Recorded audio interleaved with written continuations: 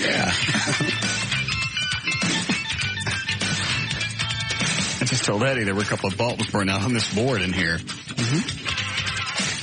And he said engineering said they were on back order. Mm-hmm. It's like we'll go in the other studio where all the other shows do their crap and get them from there. That's what it's there for. Got a spare car.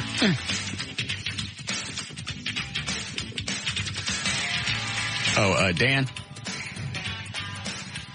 if anybody calls up and says that they'd like to get on the air to apologize for last night, put them through. Thank you. Okay.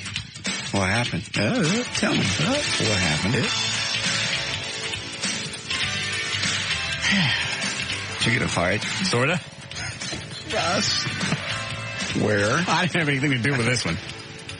Why would they call and apologize if you had nothing to do with it?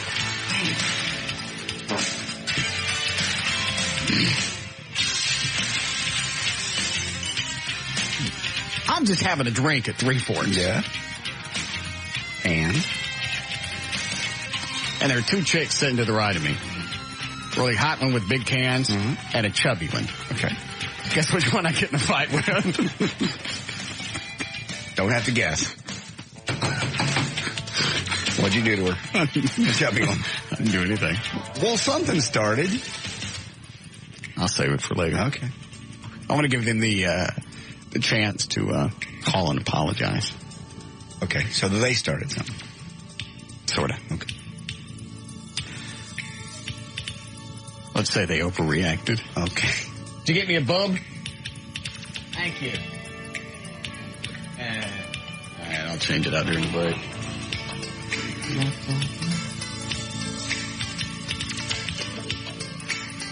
Oh, never mind. It came back on. Sorry, keep these in here. What did they say when you said pull them out of the other studio? He just said, okay. I mean, he didn't say anything. Good. Just having a drink and you can't not get in a fight. I didn't do nothing. You did something. And here's the best part. They're related to a TV person. Oh, no. In the market. Great.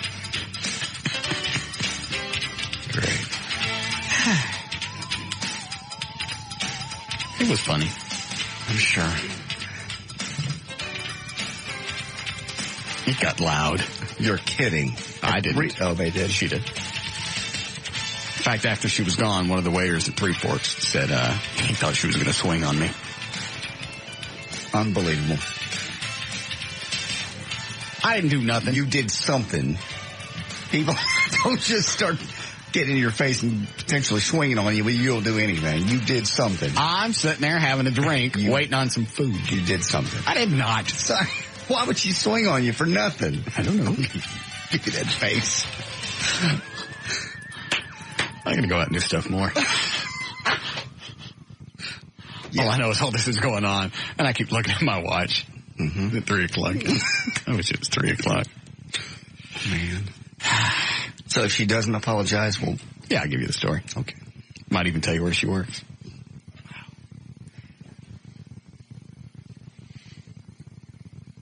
Her relative works right across the street from us.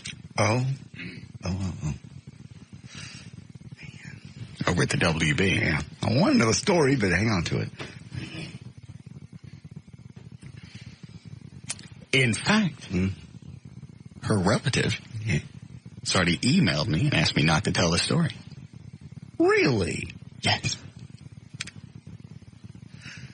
I have so many questions, but I'll wait. I mean, how do you know that? How did you know that was a relative of the person? She told me. She told you? Yes.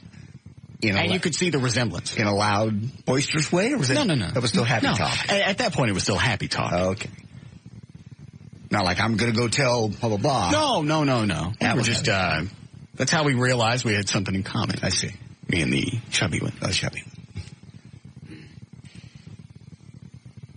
Then as the conversation went on, you know how when you piss off a chick, or certain chicks, you could tell in their face, there's not even a, how do I read this person? it's an immediate thing. They don't have to say anything. You can just tell. Oh, sure. Bob McNeil's wife would get that look when you'd say something and would piss her off. His demeanor changes, the stance. It's not even. It's instantaneous. It's from like. Yep. Of course, that face is lost on the air, but I don't care. Everyone's seen it. I've seen it a lot. And if it's somebody you're dating, you know you got to stop and start doing damage control right then. Otherwise, the rest of the night, I don't mean a couple of hours, I mean the rest of the night, when you get that face, oh yeah, the rest of the night is screwed. And or weekend. Yes. But since I didn't care. No, you've made it worse. Yes. No doubt in my mind. I've been with you before when you've done that. Oh, God. Any calls yet, Dan? Oh, that's too bad. Mm-hmm. Well, we can go ahead and start news. Okay. Audio's over there. Excuse me. 2 days. 2 days. By the way, what's the story on your truck? The guys at Town East Collision are going to take care of it. I'm going to drive it over there tomorrow. They're going to have a rental car waiting for me. They're going to get you a rental car? Yeah, they work through the same company my insurance does. Everybody knows everybody, so it was easy. Easy. I called my insurance company today. I got all kinds of coverages I didn't even know I had. Like what? Oh, uninsured motors? Well, you don't need that because you hit them. Yeah. Just whatever coverage. I don't want to get into it on the air, just in case people are listening going, you got that much coverage? Anyway, rental cars covered. Any kind of injury to myself, I can be out. I have $10,000 of wage compensation if I needed to take time off from work. I didn't know that. Really? So, yeah, if this radio station doesn't want to pay me because I'm injured, I got up to $10,000 that my insurance company will pay me for lost wages. I don't know. Maybe it's people that work don't get paid when they don't work. Well, what do you do after the second week? Then then the CBS got to kick in. That's your check, not mine.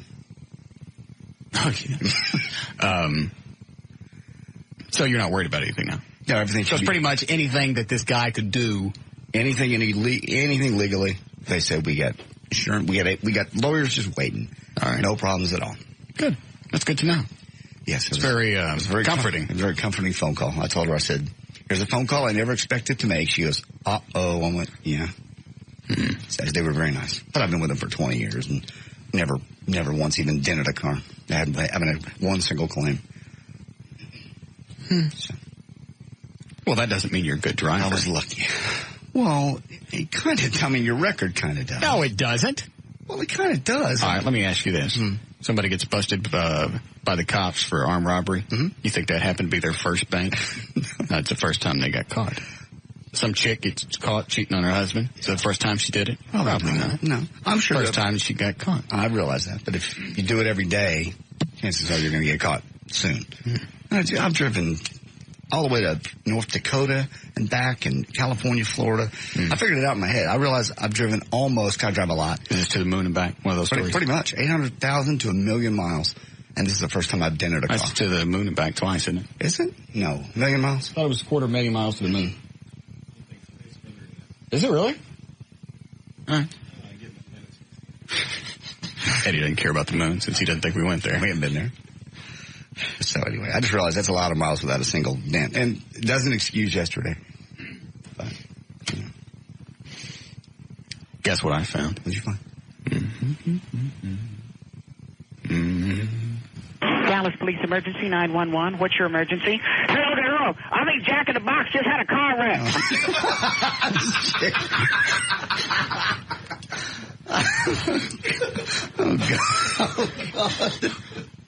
Oh, God, no.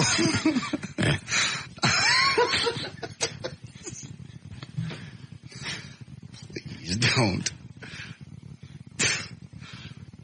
Let me off the hook, really. My head still hurts. Let me see it. It's right there. It actually, I'm more sore today than I was yesterday. Did you ever figure out when your head hit? It had to be the steering wheel. It's the only thing in there. And boy, I realized up there that far, you would have had to bend over and come down like that. I guess because I saw it's right up at your hairline. Yeah, I leaned forward, I guess, and with the impact I hit it. I realized if I was that close to the steering wheel, had that airbag deployed, that'd hurt me. That could have probably broke my nose. It's a blessing it didn't deploy. I've heard them breaking people's noses. Yeah. But, I mean, obviously my face was right on the wheel to get that. I wonder how you got that close. There's nothing else. You stuck close to the steering wheel? I don't. But maybe I saw it coming and I clenched up a little. I don't know. I really don't know. I know my legs are sort of dead.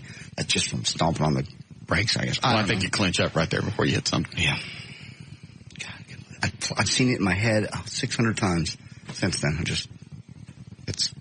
Was any of this the guy's fault? I mean, did he stop? Anytime you pop somebody from the rear, obviously you got to take responsibility. But did he do a quick stop? Did he because I've had people get right in my lane and immediately hit on the brakes to where had they not gotten in the lane, I'd have had proper lane distance. I don't think so. I mean, I don't want to say too much on the air, but he was in that lane and everybody just stopped quickly. Now, I don't know what happened in front of the chick. I don't know what happened further down. All I know is people stop quickly, and they do it every day, and I always avoid it. What did your insurance company say about the car that you pushed him into? My fault. Really? Yep. I get to pay for all of them. Insurance going to go up? Probably. I don't know how much, but probably. Eastwood. Hey, right, Eddie? I'm happy with who I'm with. Okay. They're good folks. They really made it easy. I'll say that. I'm not plugging them because I haven't given their name, but they was an easy phone call. Okay.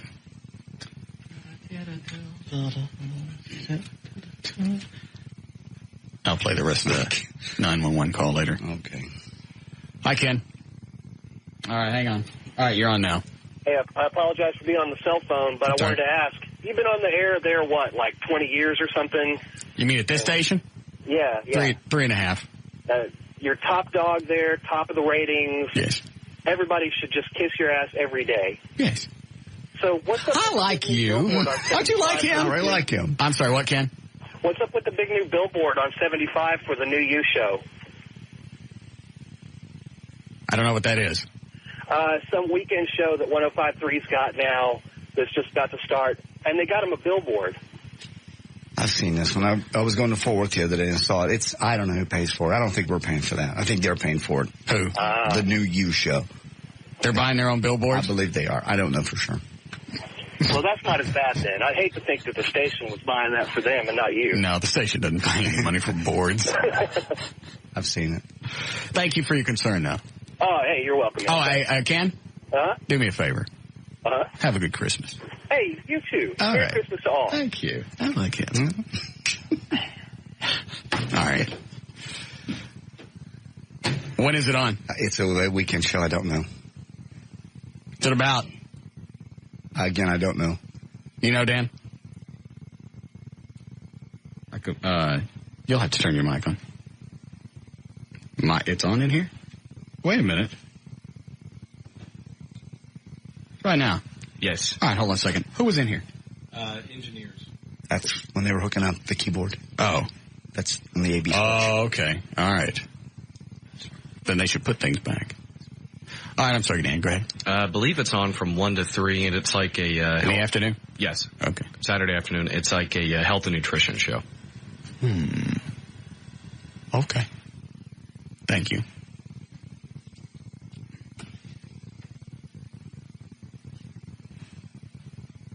Fine. Happy for him. All right. Anybody call to apologize yet? No? No one yet? Okay. She screamed at me. Well, what did you say to her? Nothing. Yes, you did. Nobody just stands up and starts screaming. She did.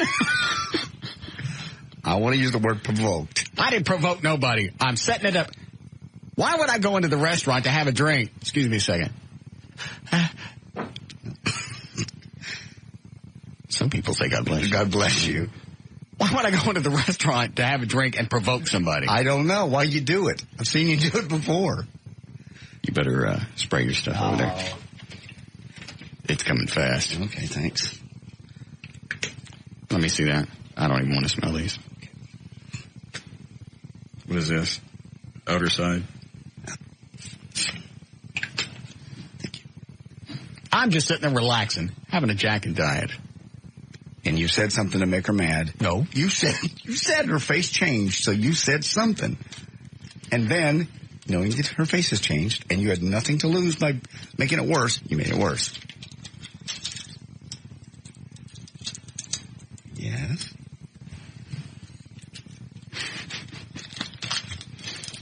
I didn't do nothing. Yes, you did. You want to see my bar tab from last night? Sure.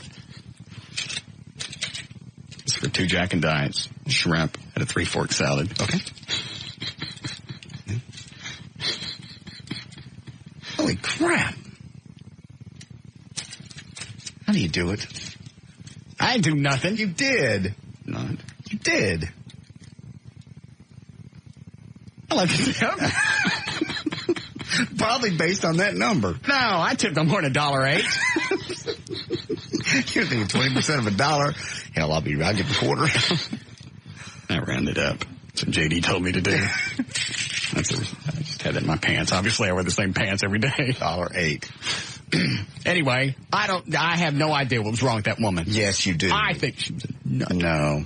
You pissed her off, and then you took the opportunity to make it worse.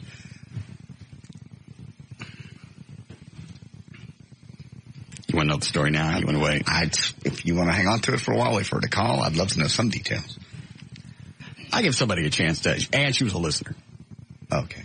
Did I mention that? No. Is that really pertinent to the story? That depends on how it escalated. Whether her listening to the show is part of the problem, which I'm assuming it is. No. Okay. I didn't do nothing. Well, you jam on fat women, and you said she was chubby. I didn't say nothing about her being chubby there. Okay. So that wasn't the issue. Not to my knowledge. But if you were to provide some documentation that might counteract my story, I'll be happy to look at it. I don't need documentation. I've been out with you before. How did it start? I said hello. Okay. Then you talked to the hot one. I talked to both of them. I was trying to be kind and courteous and talk to both of them. What was the last statement right before her facial expression changed? And you knew there was a problem.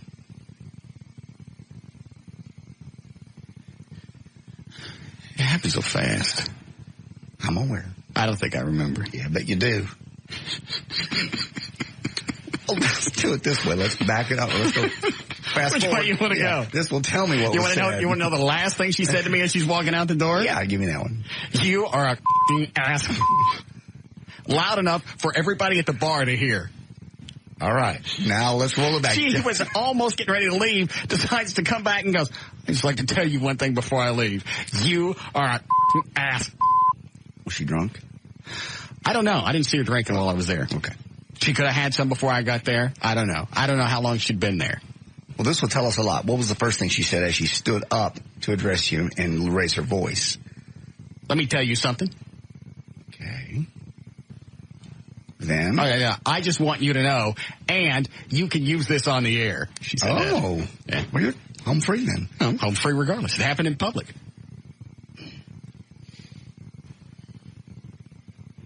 It was not a weight issue. Not that I'm aware. But if you'd like to provide some documentation that might counteract my story, I'd be happy to look at I it. have no documentation. No, I have none. Any calls yet, Dan? I was at home. No apologies? But you've had an email from a relative of these people. Yes, asking me not to discuss the story. Nicely or threatening? Nicely. Okay. We're friends with this person. Okay. Tell me. I gotta know now. Now, wait. Oh.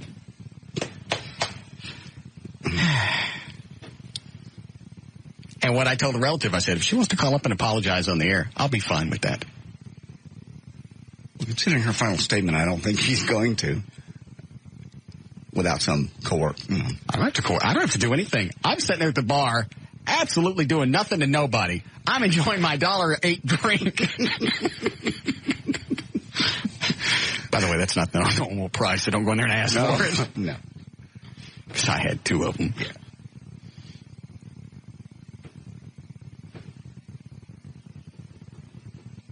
Who spoke first?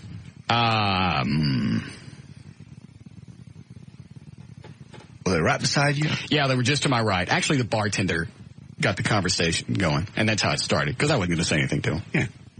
And then the conversation just kind of went from there. Do nothing. You did. People don't just stand up and start screaming and call you those words without provocation. Put on the face. She did. She didn't. And so close to the holidays. How dare her? Well, you get the whole story. I don't know if it's going to have that big of a payoff. It's just funny that somebody got twisted over what I think she got twisted about. Okay.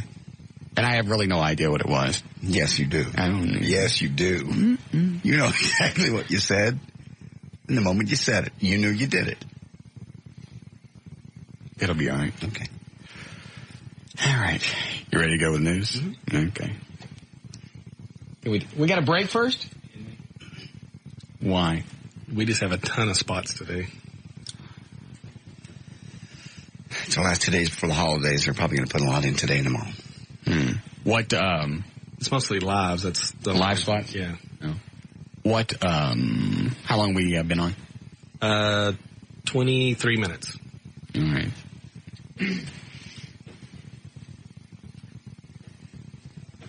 Can we hear the 911 call first? Dallas Police Emergency 911. What's your emergency? Hello. I think Jack in the Box just had a car wreck. I'm sorry.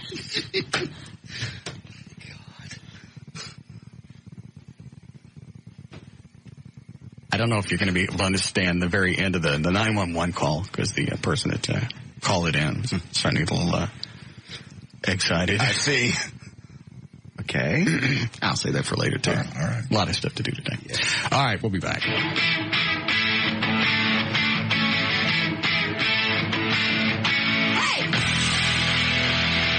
This is Russ Martin.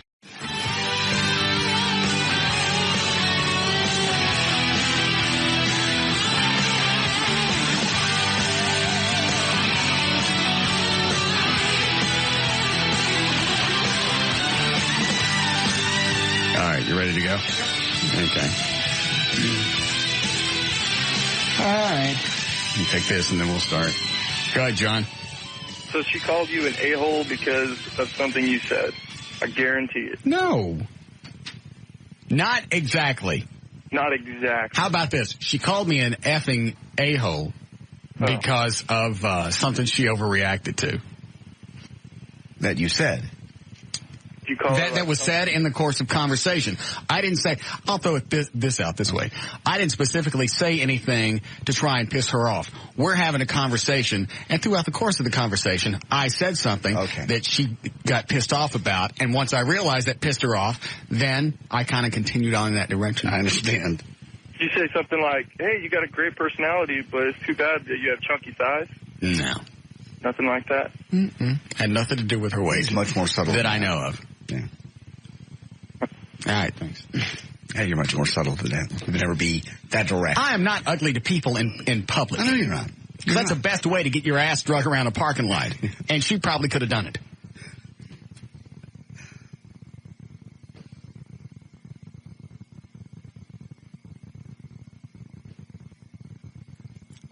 I had nothing to do with this. Yes, you did. She wouldn't have got... None of those words would have been said had you not been there. So, yes, you had something to do with it. Let me ask you this. Yes. You ever get in an argument with somebody, possibly somebody you're dating, over something that you absolutely meant nothing by what you said? Yeah, absolutely. Okay, then. Was it your fault? No. Okay. But why can't that apply to me? Once I know there's an issue, though, I wouldn't continue pushing it, which I got a feeling you got out the salt and spread it in the wound. Mm-hmm. Yeah. Everybody was calling during the break about this thing. It's like, I don't know why everybody's saying it's not going to have that big of a payoff. It was just funny to me that somebody got twisted like that and hollering at me inside a five-star restaurant, calling me those names. That's pretty odd. And I'll also add this. Not at any point did I raise my voice or use any bad language. I believe that. I can't see you doing that. Even after she called me those terrible, horrible names that hurt me deeply. I may sue. No, you're not going to sue. I might. No. You keep your head in arguments. You don't fly off. Those are the easy ones. When you got a chick that's pissed off. Yeah. And the calmer you are, and the more you smile, the more twisted they get. Those are the easy ones. I'm mad, and I can't get him mad. That makes it worse. Right. I think that's why I got the effing a-hole thing on the way out. Yeah. Just one last dig. Used to do that. I learned that lesson with my ex-wife. When she started getting twisted, I would get quiet. Man, it made it worse. It was so great. All right, last phone call, then we'll start news. Yes, Anna. Russ, darling, you didn't happen to comment on what the larger lady was eating, did you? No, we were sitting at the bar. They didn't have any food. Okay. Well, I thought maybe you said something like, are you going to eat all that? Mm-mm. And that, you know how that twists women off. It had nothing to... I'm telling you, in this one instance, this is what makes the story interesting to me. It won't later when I tell you guys. But what makes it interesting to me is it was totally an innocuous statement, and I'm sitting there enjoying my evening. Understand? Well, I'm sorry she deeply hurt your feelings, Russ, because I'm certain you did nothing to her. I didn't. Okay. Thank you. Enjoy. I hope you tell us later what you said. I certainly will. Bye. Okay.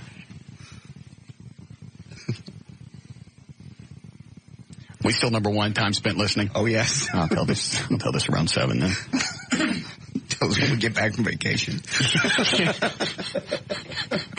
Figure out some way to stretch it for a week and a half. All right. And let's see. You want to hear the 911 call? Sure. Oh, hang on to it. You just want to play it now? Yeah, I am when I get stuff. I know. You can't not do it.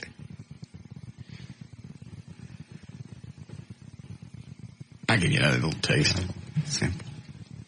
Dallas Police Emergency 911. What's your emergency? Hey, look at her. I think Jack in the Box just had a car wreck. I'm sorry, what, ma'am? See, I was looking out the window when I had this guy's junk in my mouth, and I seen Jack in the Box driving his truck. I guess it's Jack in the Box's truck. I mean, who else be driving it? Because Jack in the Box is behind the wheel. How else would it, ma'am? Oh, anyway, then he rams in the back of this van. Ma'am, are there any injuries? I don't think so. See, his head bounced all around the inside of the truck. Kind of like when he shoots out of his box. Was anyone else involved?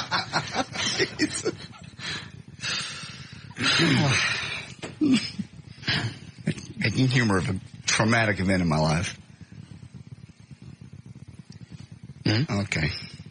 Yeah, just old man in the van. See, I wasn't paying too much attention because I was busy making $200 because I just got up good. I was doing my tray special. Oh, no. I'm sorry, you what? That's my tray special. That's why I dressed. Oh, yeah. There's your tease. I can't wait. Can't wait. All right. Oh, no. Tray special. You ready for news? Sure. Here we go. Who'd you say was in the hall when you were on your way in here? Chuck Brinkman from KLLI. And Gavin was walking him around. They were looking in here like they were going to come in studio. Oh, really? Yes, they were. They were looking through the blinds here, and I kind of got between them. Oh, that's the afternoon guy. Yes. What's he doing over here? And the program director. I have no idea. He just goes, I'm Chuck Brinkman from KLLI. And I'm like, yeah, I've heard you before. Years and years. I got you. Good to see you. They were looking like they were coming in, so I just got between them and the door. They weren't really about to open that door. They were standing right there looking in the blinds, kind of like if they could get your attention, they were sure you would want to say hello to Chuck. Why? I don't know. That's when I kind of got between them. Sorry, I'd love to have a conversation with an oldies radio jock, but time won't let me. It's a 7:10, good-looking Thursday morning. I really would. I'd strangle myself with my own bowels if I had to play oldies all the time. Same songs day in, day out. Yes. 5:15, it's the Outsiders' time. Won't let me on K-Love. It's the Beatles. Beatles for brunch on K-Love. Yeah. Oh, do you like the Popeye face deal with that? Yeah. You'd have to make that if you worked there. You would. I just don't know how you... Day in, it's nothing changes. No. You can't even look forward to, new music by the Beatles or anybody else, because even if there was, you wouldn't have it. No, you wouldn't be playing it. I like to flip by. I like it occasionally, but to have to listen to it day in and day out, I go to a UPS store by my house, and that's all they ever listen to is KLLI. Yeah. That would make me nuts all day, every day. Build me a buttercup one too many times. Start shooting people, man, I swear. You would. Don't. That's enough of that. All right, here we go. Why isn't he on the air over at KLLI?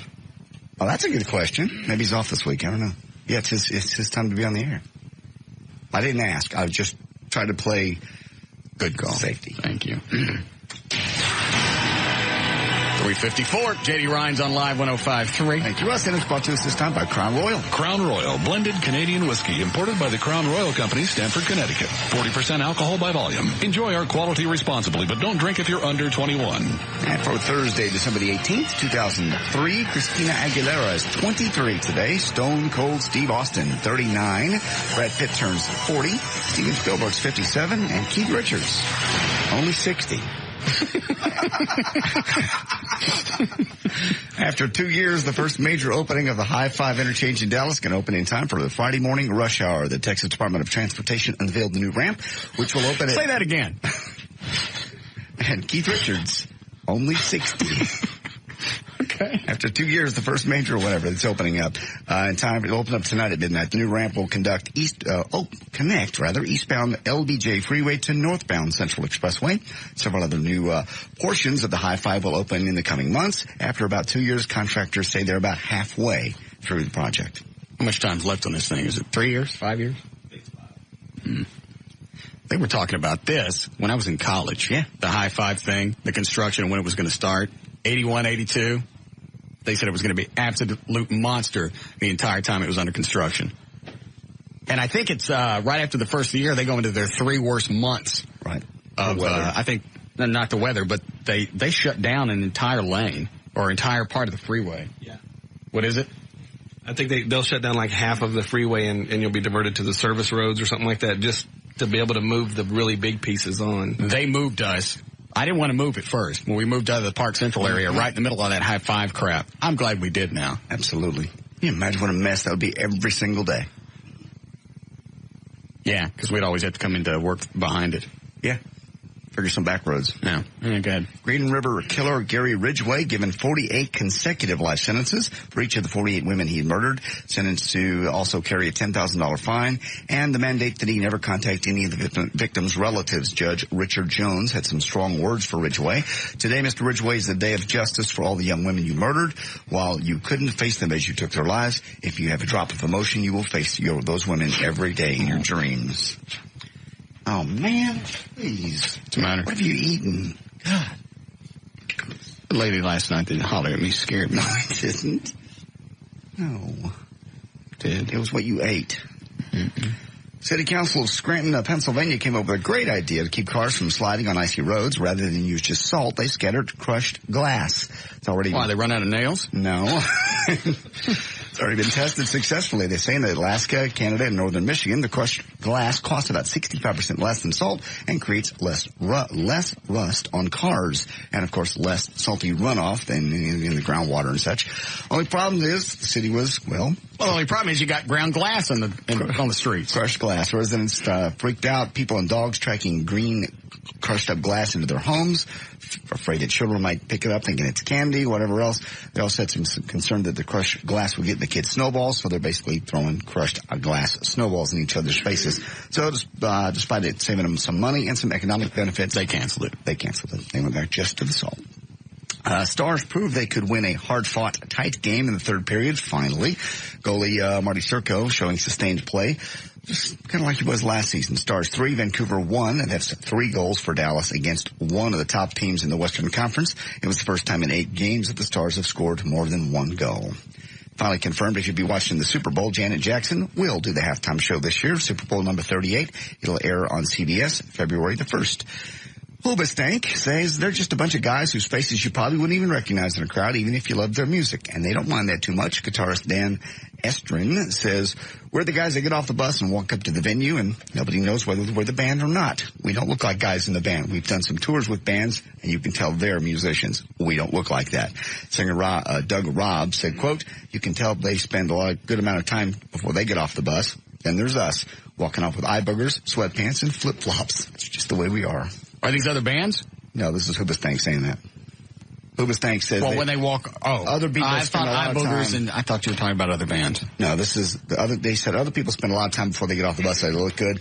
I'm talking about, is Eye Boogers another band? No. Okay. Eye Boogers is what they have. I don't know. They just said we got off the bus with Eye Boogers. Well, good for you. Is that the opening it? No, it's like crusty eyes. Well, I know what Eye Boogers are, but the way you read it, it sounded like all the other bands got off at the same time. That's their quote. We're walking off with Eye Boogers. You're right. It does sound like it's another band. Hold on. Where did this come from? Alex at Wild, that's their new one, and he believes track number 5 is going to be their emphasis track. No, they don't call them singles anymore. Hits. Yeah. Have you ever heard Hoobastank? I never have. Neither have I. I know you love them, so I pulled this story. Yeah. Hold on. Do they have a hit? I don't know. Have they? Okay. When did Alex give this to? Yesterday or the day before. I can't remember. All right. Dan, do you know what the one of the hits is? No, I'm sorry, I don't. I just like the name. Yes. Same direction, out of control. What happened to us? Escape. Just one. Is that supposed to be the hit? He said number 5. By the way, I think Gavin's pissed off that we were making fun of POD or POD yesterday. Why? He's big into them. Okay. They suck. And he never came out and said why he wanted me to listen to that Down Low. Is that the band? Yeah. Yes. The local band. He was on me for almost a week to listen to it. Did you listen to that CD I give you? No. Do you have it? I don't know. I don't remember what you gave me. You gave me something and asked me to listen to it. Why you would be asking a talk guy to listen to local music, I don't know. I don't really like music, and I certainly don't like local music.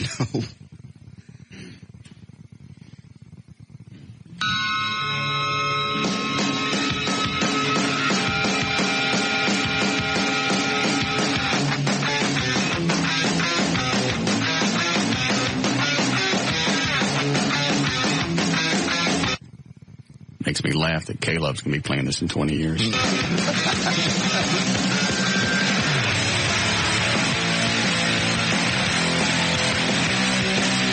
Is Wild playing this?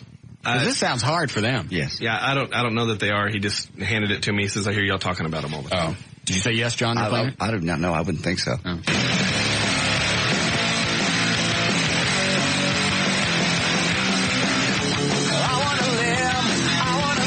Sounds like Green Day. Yeah, exactly. In fact, you could have handed me this, not said who it was, and went, hey, here's the new Green Day. I'd have believed it.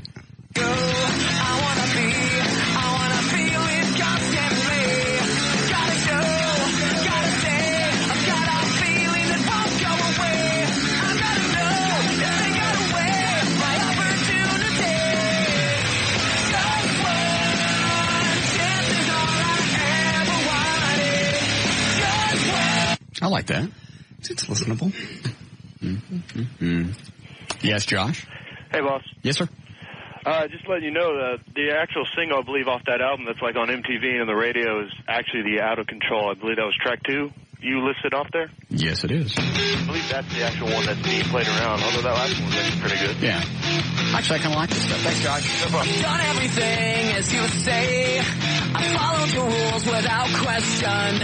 I thought it would help me see things clearly.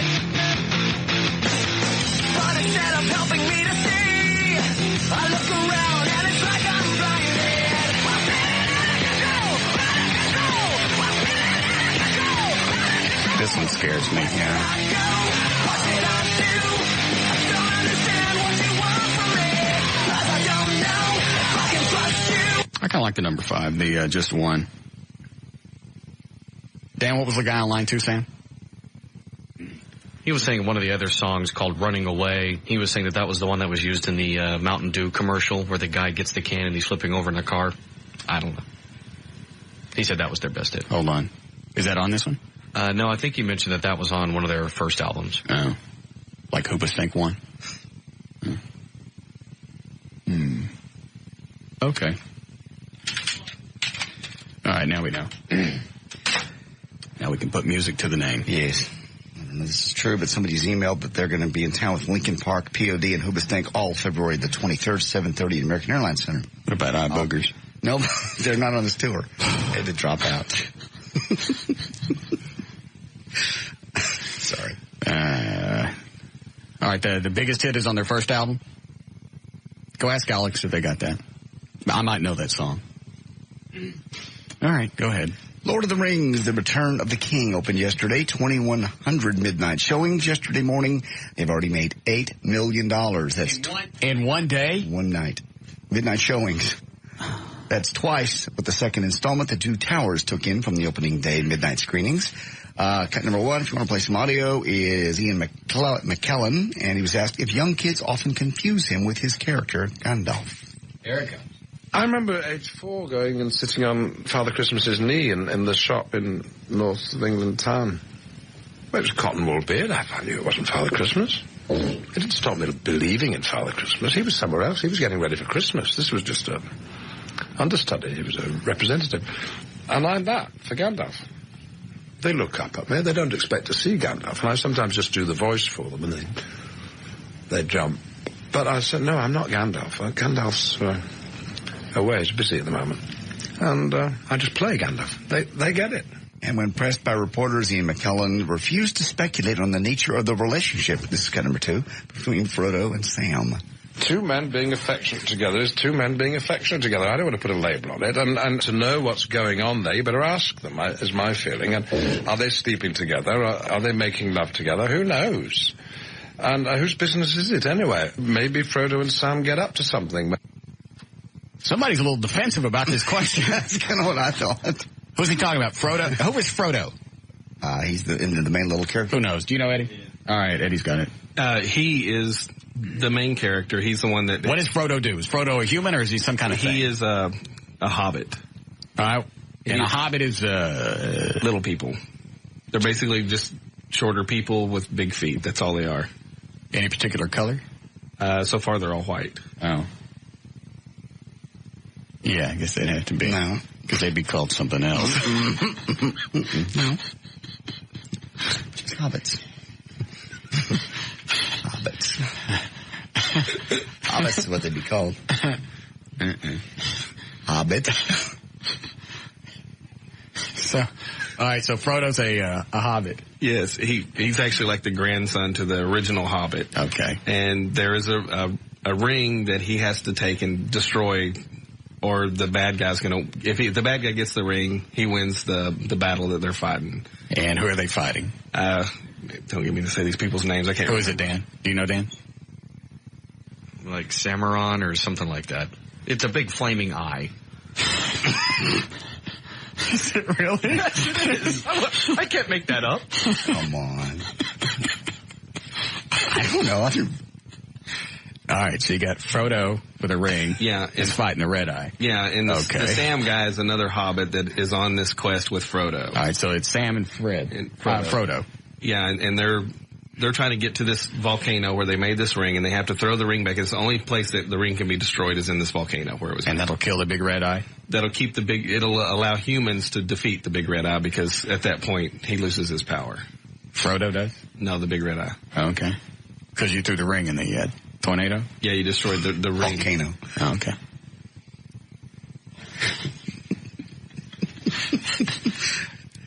Don't. You guys are jacking me because I don't know what's going on. I swear to God.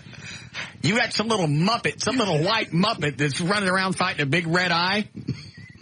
Yes. And it made $8 million last night. Hooba stink. Yeah, Alan?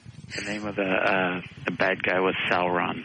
Okay. And why is it Frodo doesn't like Sauron? Because he's a big red eye. Okay. Yeah, you hate those at your parties. Sure.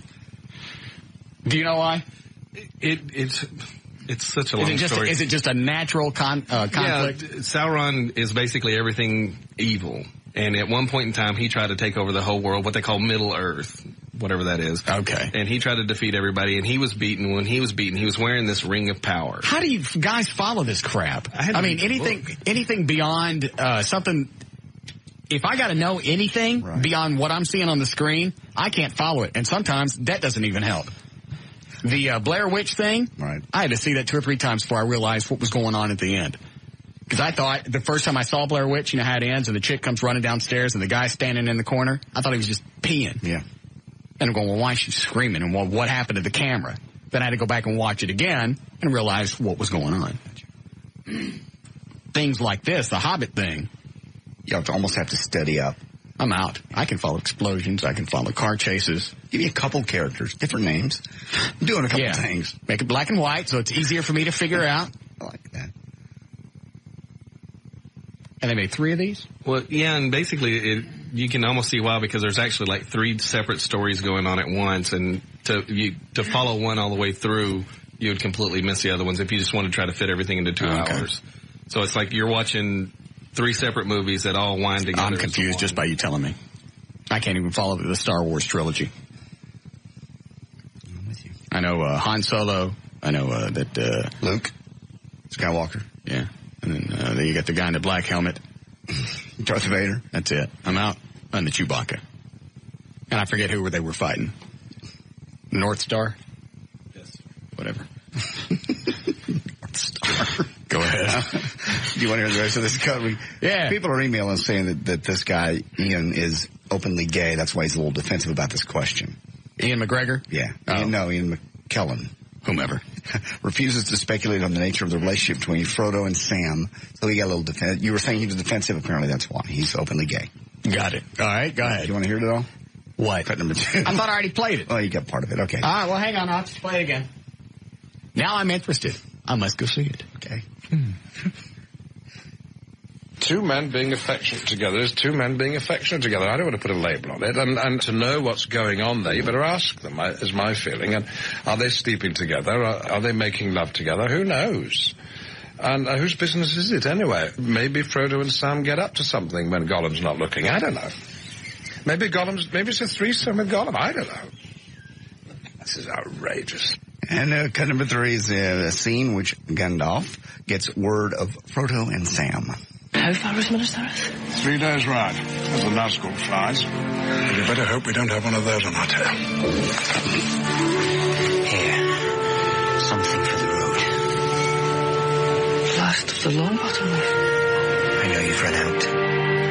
You smoke too much, but we'll see each other soon. Won't we? Music makes me tired. I know it does. Lord of the Rings, The Return of the King is open in theaters right now. There's news and information. I'm J.D. Ryan, live 105.3. This is Russ Martin. Dashing through the snow in a one-horse open sleigh. Over the fields we go, flying on our way. Bells on bobtail rings, making spirits bright. What fun it's to ride, sing our sing song tonight. Jingle bells, jingle all the way. Dan, did you ever hunt down that wing chick? Hang on. Didn't I ask him to fade that out? Yes, I did. All right. Or what? Yes. Find her for me. Hi, Gail. Howdy. What do you got? I've got racetrack and car toys. All right. Your out cue is for the store nearest you. Racetrack, where the gasoline is 100% guaranteed. They're so confident in the quality of their gasoline that if their gas ever causes a problem with your car, verify it with a certified mechanic and they'll pay for the repairs. Racetrack gasoline is always 100% guaranteed. Now at Car Toys, get a T-Mobile color screen camera phone for free, plus $20 cash back. 59 stores. Dial 1-888-CAR Toys for the location nearest you. And this is also brought to you by World Market. Looking for a tasty holiday treat? Well, come to World Market and save 25% on all cookie and candy gift tins, perfect snacks for entertaining, or to give as a hostess gift in reusable tins. On eastbound I-30 Tom Landry at Fort Worth Avenue, the left lane is blocked by wrecked traffic is backed up to Cockrell Hill. Eastbound 635, just before the tollway, they cleared a wreck, but that traffic was backed up all the way to Luna. Now, they still haven't opened up that ramp eastbound LBJ to northbound Central, so you still have to take the left-hand exit. Any minute now they should open it. In Fort Worth, there's a fire along the South Freeway at Hattie, and the smoke blowing around is causing some problems. In McKinney, on northbound 75 Central at 121, you got a stalled car in the left lane, and traffic is backed up to around McDermott. And this is also brought to you by Parents, the Anti-Drug, ONDCP. Parents who stay involved in their children's lives know what they're doing, who they're with, and where they're going. Parents, the Anti-Drug. I'm Gail Lightfoot on the Alternative Talk Station, Live 105.3. Thank you, Gail. Weather brought to us by our content partner, AOL for broadband. Go on live1053.com for your free trial today. 30 for the low tonight. Sunny and 62 tomorrow. It's 59 now. Live 105.3. Yeah, Dan? I have Wing for you on the hotline. Really? Yes. All right. Is it Wing? Miss Wing? Is Wing her first name? I've just called her Wing, and she seems okay with that. All right. Hello? Hello. Hi, Wing. Yes. How are you? Fine, thank you. Are you out of breath? No. Oh, okay. Yeah. And you're in New Zealand? Yes. What day is it there? Today is Friday. Friday. What time of the day? Oh, very fine, very sunny. Yeah, that's close enough. Yeah, beautiful view outside. Well, we are big fans of your music now. Oh, thank you. How long have you been recording that stuff? Yeah, I feel great interest in doing the recording. Uh-huh. And I'm now at the present and prepare another recording to come out. Yeah. Talk slower. I will. How long have you been making music? Oh, at the present moment, this is the Christmas Carol one. Is the 6th CD. 6th CD. Yeah. How long? How old were you when you started singing? I started singing, about 6-7 years ago, and I'm not starting like childhood, but still I start, learning when I'm grown up. Anyway, it is not a small child start learning like that. You stopped learning? Start learning, not start like kindergarten, not like that. Okay. Where did you learn to speak English? I speak English while I'm in Hong Kong. We in school. Okay. They teach that in school? Pardon? Never mind. Yeah. Hold on a second. I don't know what else to ask her. You have to just be very slow and basic. What else I want to ask her? New album. Yeah. New projects. Yes. Will you be coming to this country anytime soon? I would like to. Yes. Yeah, I would like to. Do you, I don't know how to say this. Do you have your own record label, or do you just make the music yourself and put it onto CD? No, I bought the backing track from the MMO Music Group in America. Okay. All right. Yeah. So this is music that was already recorded, and you just added your voice to it. Yeah, direct doubling. Okay. Yeah. And you have 6 albums out now? 6 CDs. Okay. Oh, yeah. How did you decide which songs you were going to do? Some is introduced by the teacher, some introduced by the musician, and I don't know what she's saying. Some introduced by her teacher, some introduced by musicians. Some suggest the song from the email from my friends.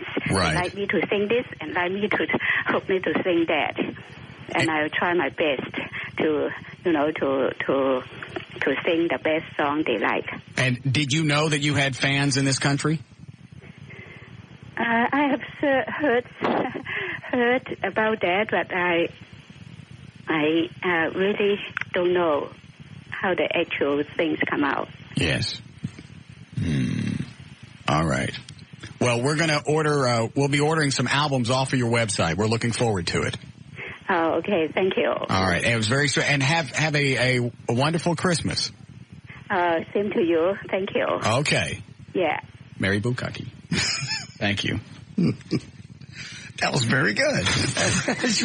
I don't know. Well, you got to just use basic words.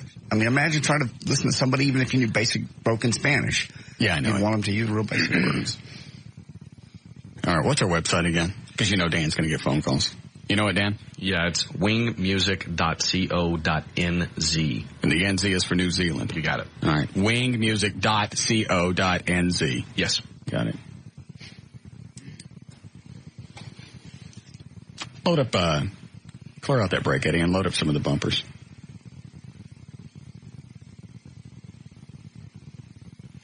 We really should have ordered the album and overnighted it. Mm-hmm.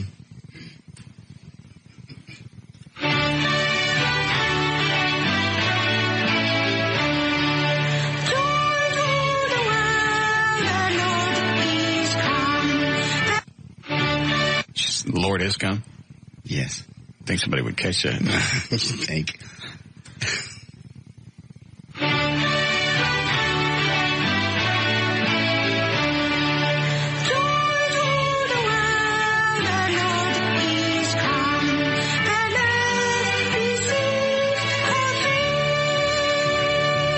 It's not English. No. No.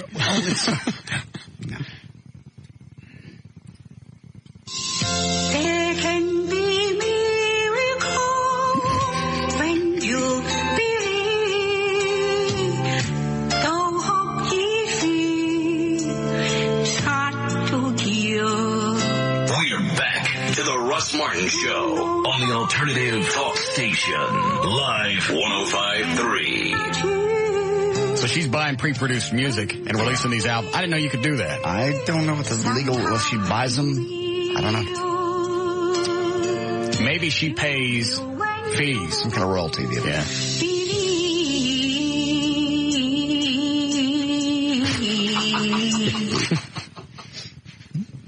Eddie, you got the same one loaded twice. We're back to the Russ Martin Show on the Alternative Talk Station, Live 105.3.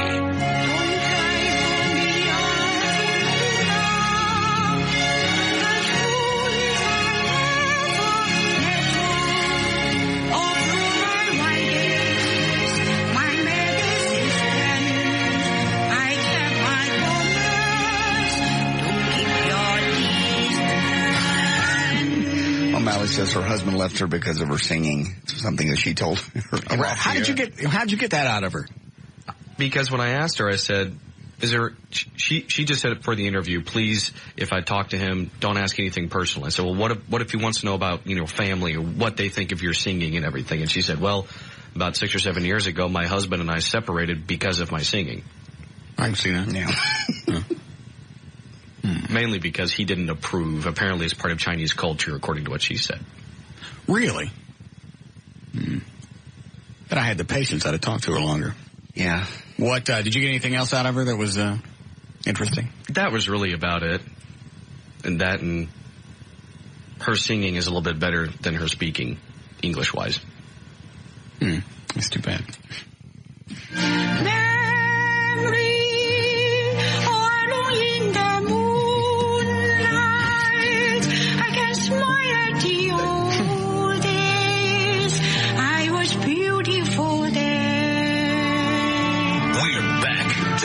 Martin Show on the Alternative Talk Station, Live 105.3. Let the memory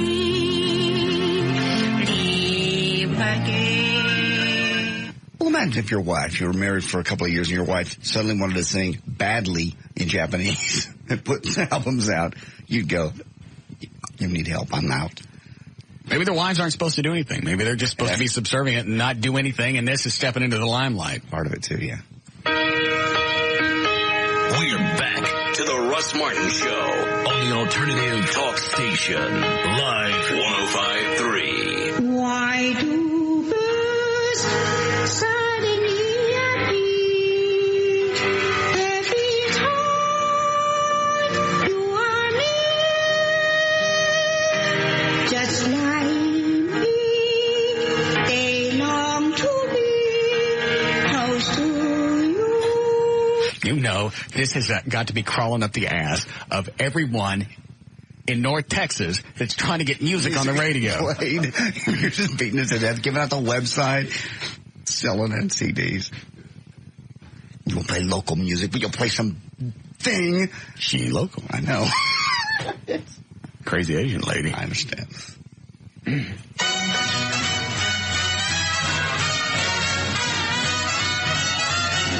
better watch out. You better not lie. You better not tell. I'm telling you why.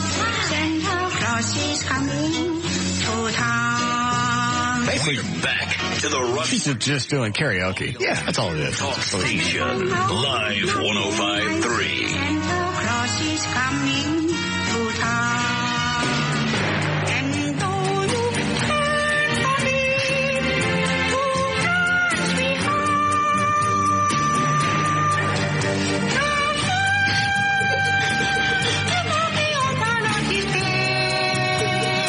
We're back to the Russ. What are you pointing at? I just got an email from, every time you talk about local music, you hack people off. Hey, Russ, you continue to effing piss me off constantly when you rag on local music.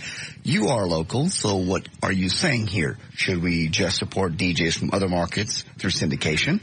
So, dude, the only reason we support you is because local listeners support your effing show. Really? Yes. Hang on. What's the subject line? It is, dude, shut Never up. mind. I see it. Yeah. All right. Dude, shut up with local music. You'll like the last one. I haven't read it yet. You continue to effing piss me off constantly when you rag on local music. You are local, so dude, the only reason we support you is because local listeners support your effing show. A-hole. Dude, get over it. You're a spineless punk behind a microphone, and this drives me nuts. Why can't you run your mouth off air and see if you don't get your ass beat? Sounds like a threat, doesn't it? Certainly does. Where'd that come from? DJS at mail2realtor.com. Is that a company? I don't know. Mail2realtor.com. Hang on. DJ Smart. DJS Smart. No, yeah, you're right. DJ Smart. What is that name? Dehua? D-E-J-U-A? I don't know. Dehua? Foreigner. Let me pull up that website and see what it is. What is it? Mail to what? Mail2realtor.com. The free email that everyone is talking about. It's a web-based email account. So they called me a spineless punk, hide behind a mic, and they email from a free email account. Yeah. Well, you can't track.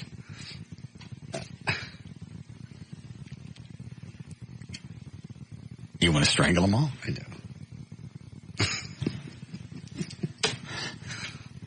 I don't even know. Where do you start? Yeah. It's wrong on so many different levels.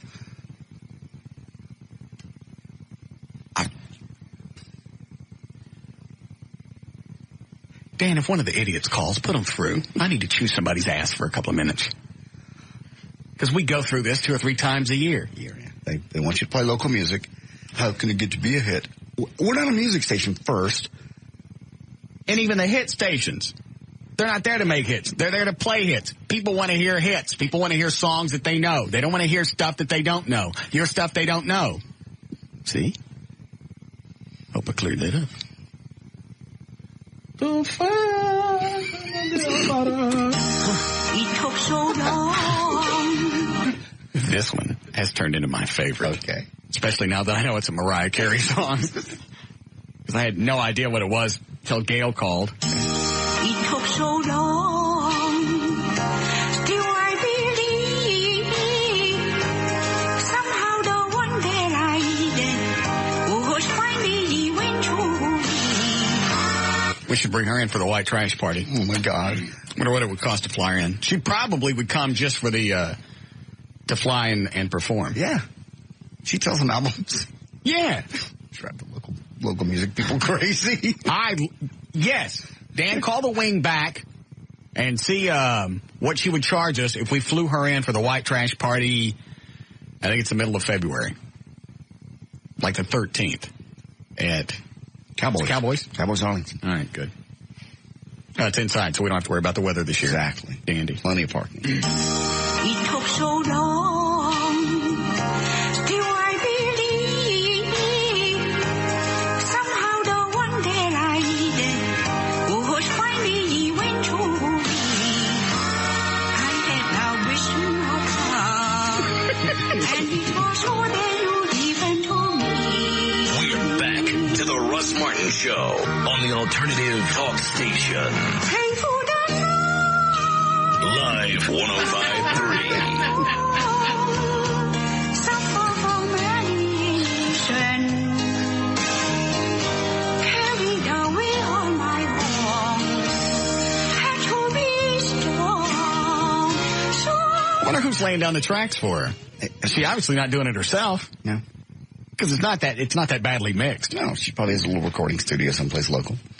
Yes, Amy? Hey, Russ. Yes, ma'am. I'm just laughing my butt off. I just wanted to wish you a Merry Christmas. That's it? Yeah. Oh. It's a nice call. Oh. I'm not calling to trash you. Okay. And I just wanted to appreciate you making me laugh all year, so, Well, that's very sweet of you. I appreciate you being there. you know, because when I've been down... I got it.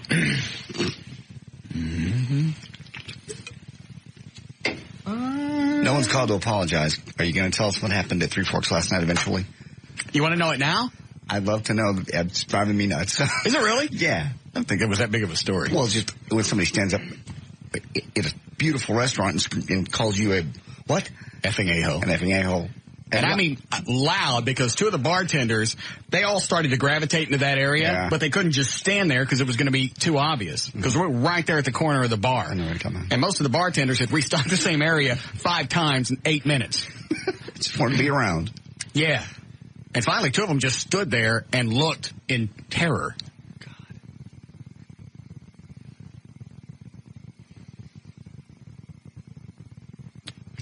Which would you rather have? The story where the chubby lady calls me an effing a-hole? Mm-hmm. Or you would hear the 911 call where you ran into the back of the van?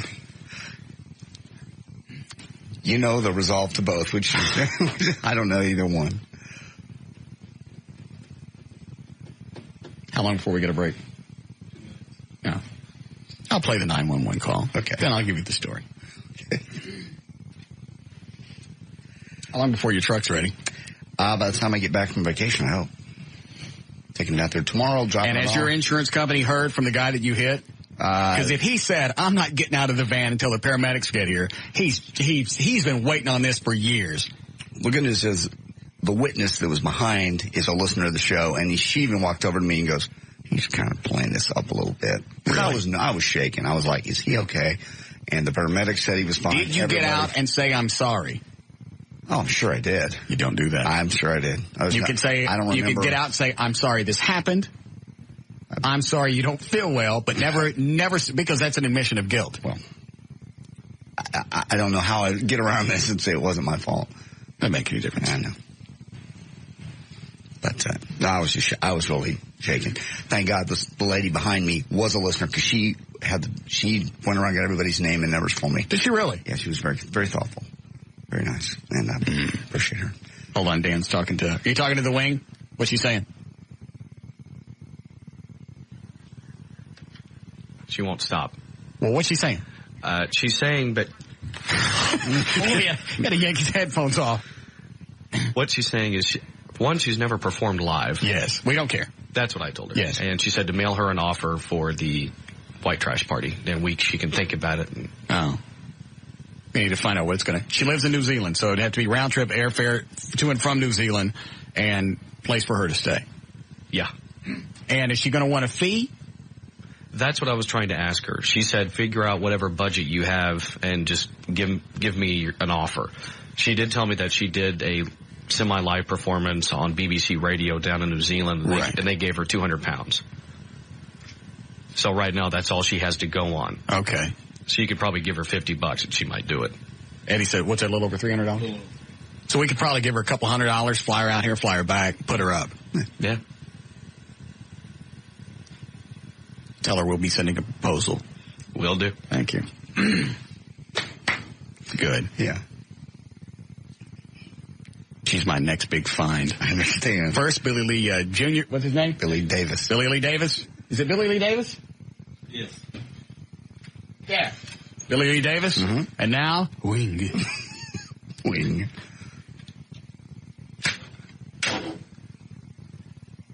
Local music? Yes.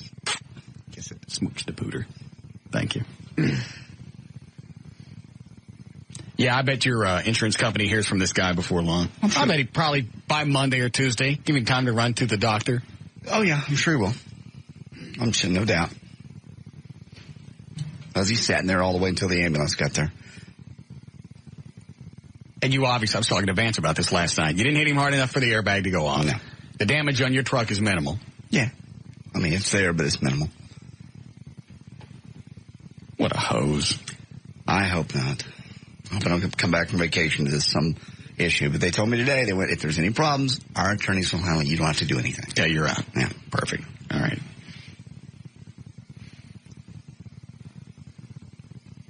Here's the 911 call I found.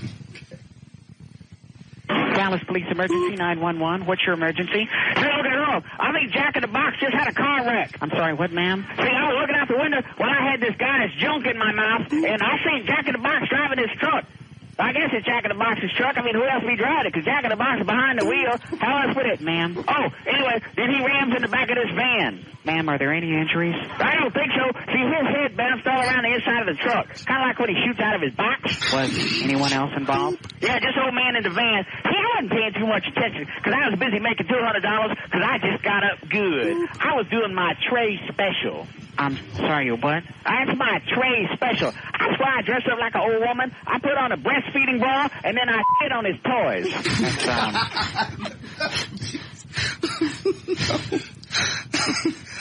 Yeah. No.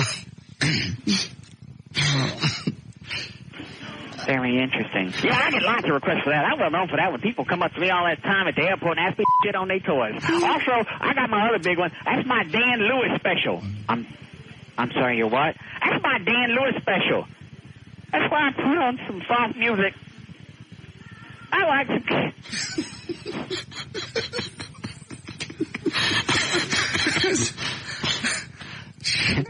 She obviously sounded very distraught. Yeah, she was upset.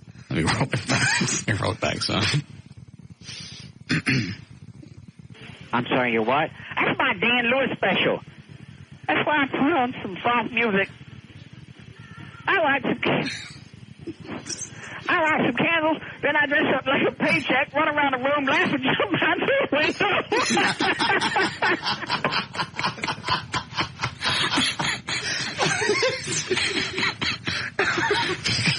Yeah. You know what I'm saying? Yes.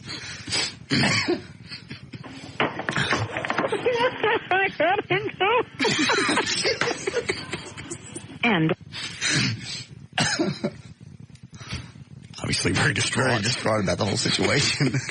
His Disco Inferno played in the background there. I like that part.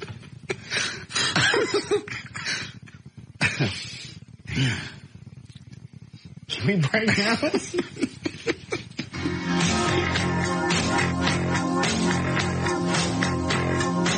This is Russ Martin.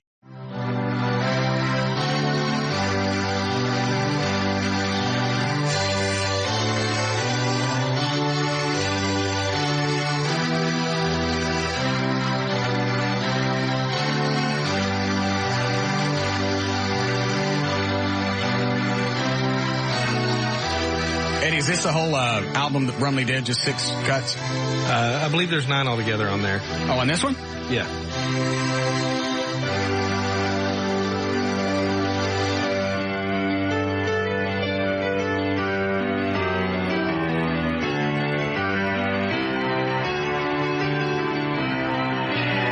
Hard to imagine his big fat fingers doing that. Yes. I remember the Christmas show that he played for us. That was very I'd almost forgotten about that. Good day. You gonna cry? No. Heartless punk. You're not crying.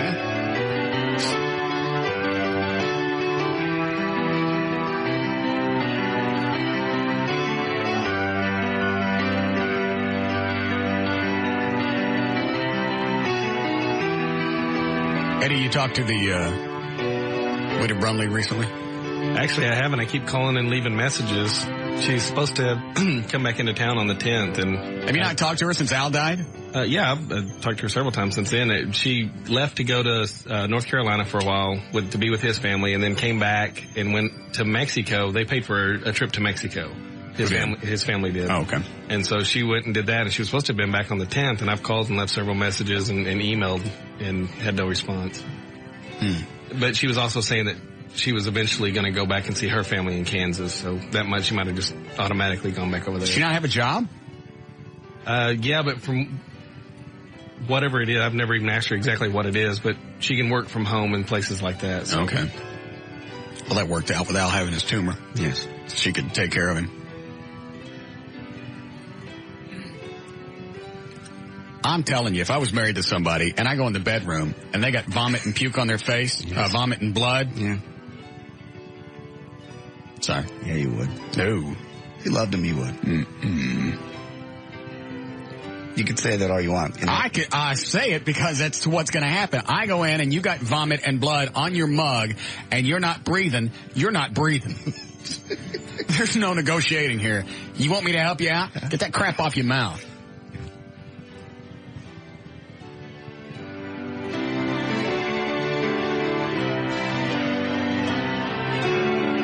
I really would be the worst person to have as a spouse. You say that, but in reality, when you're in love with somebody, you've been in love. So? You do a lot of things for people you wouldn't do for casual. You almost gave Dan Lewis mouth to mouth one day when you thought he'd passed out. Did I immediately go and help him? No, but you were going down there when we stopped you. And that's Dan Lewis. That ain't some hot chick you've had sex with. Well, he didn't have no puke on his face. No, that's true. He had a beard, and it was Dan. Given the option, hold on. Hot chick, blood and puke. Yeah. Dan Lewis clean as a baby. You got to put your mouth on one of the two of them.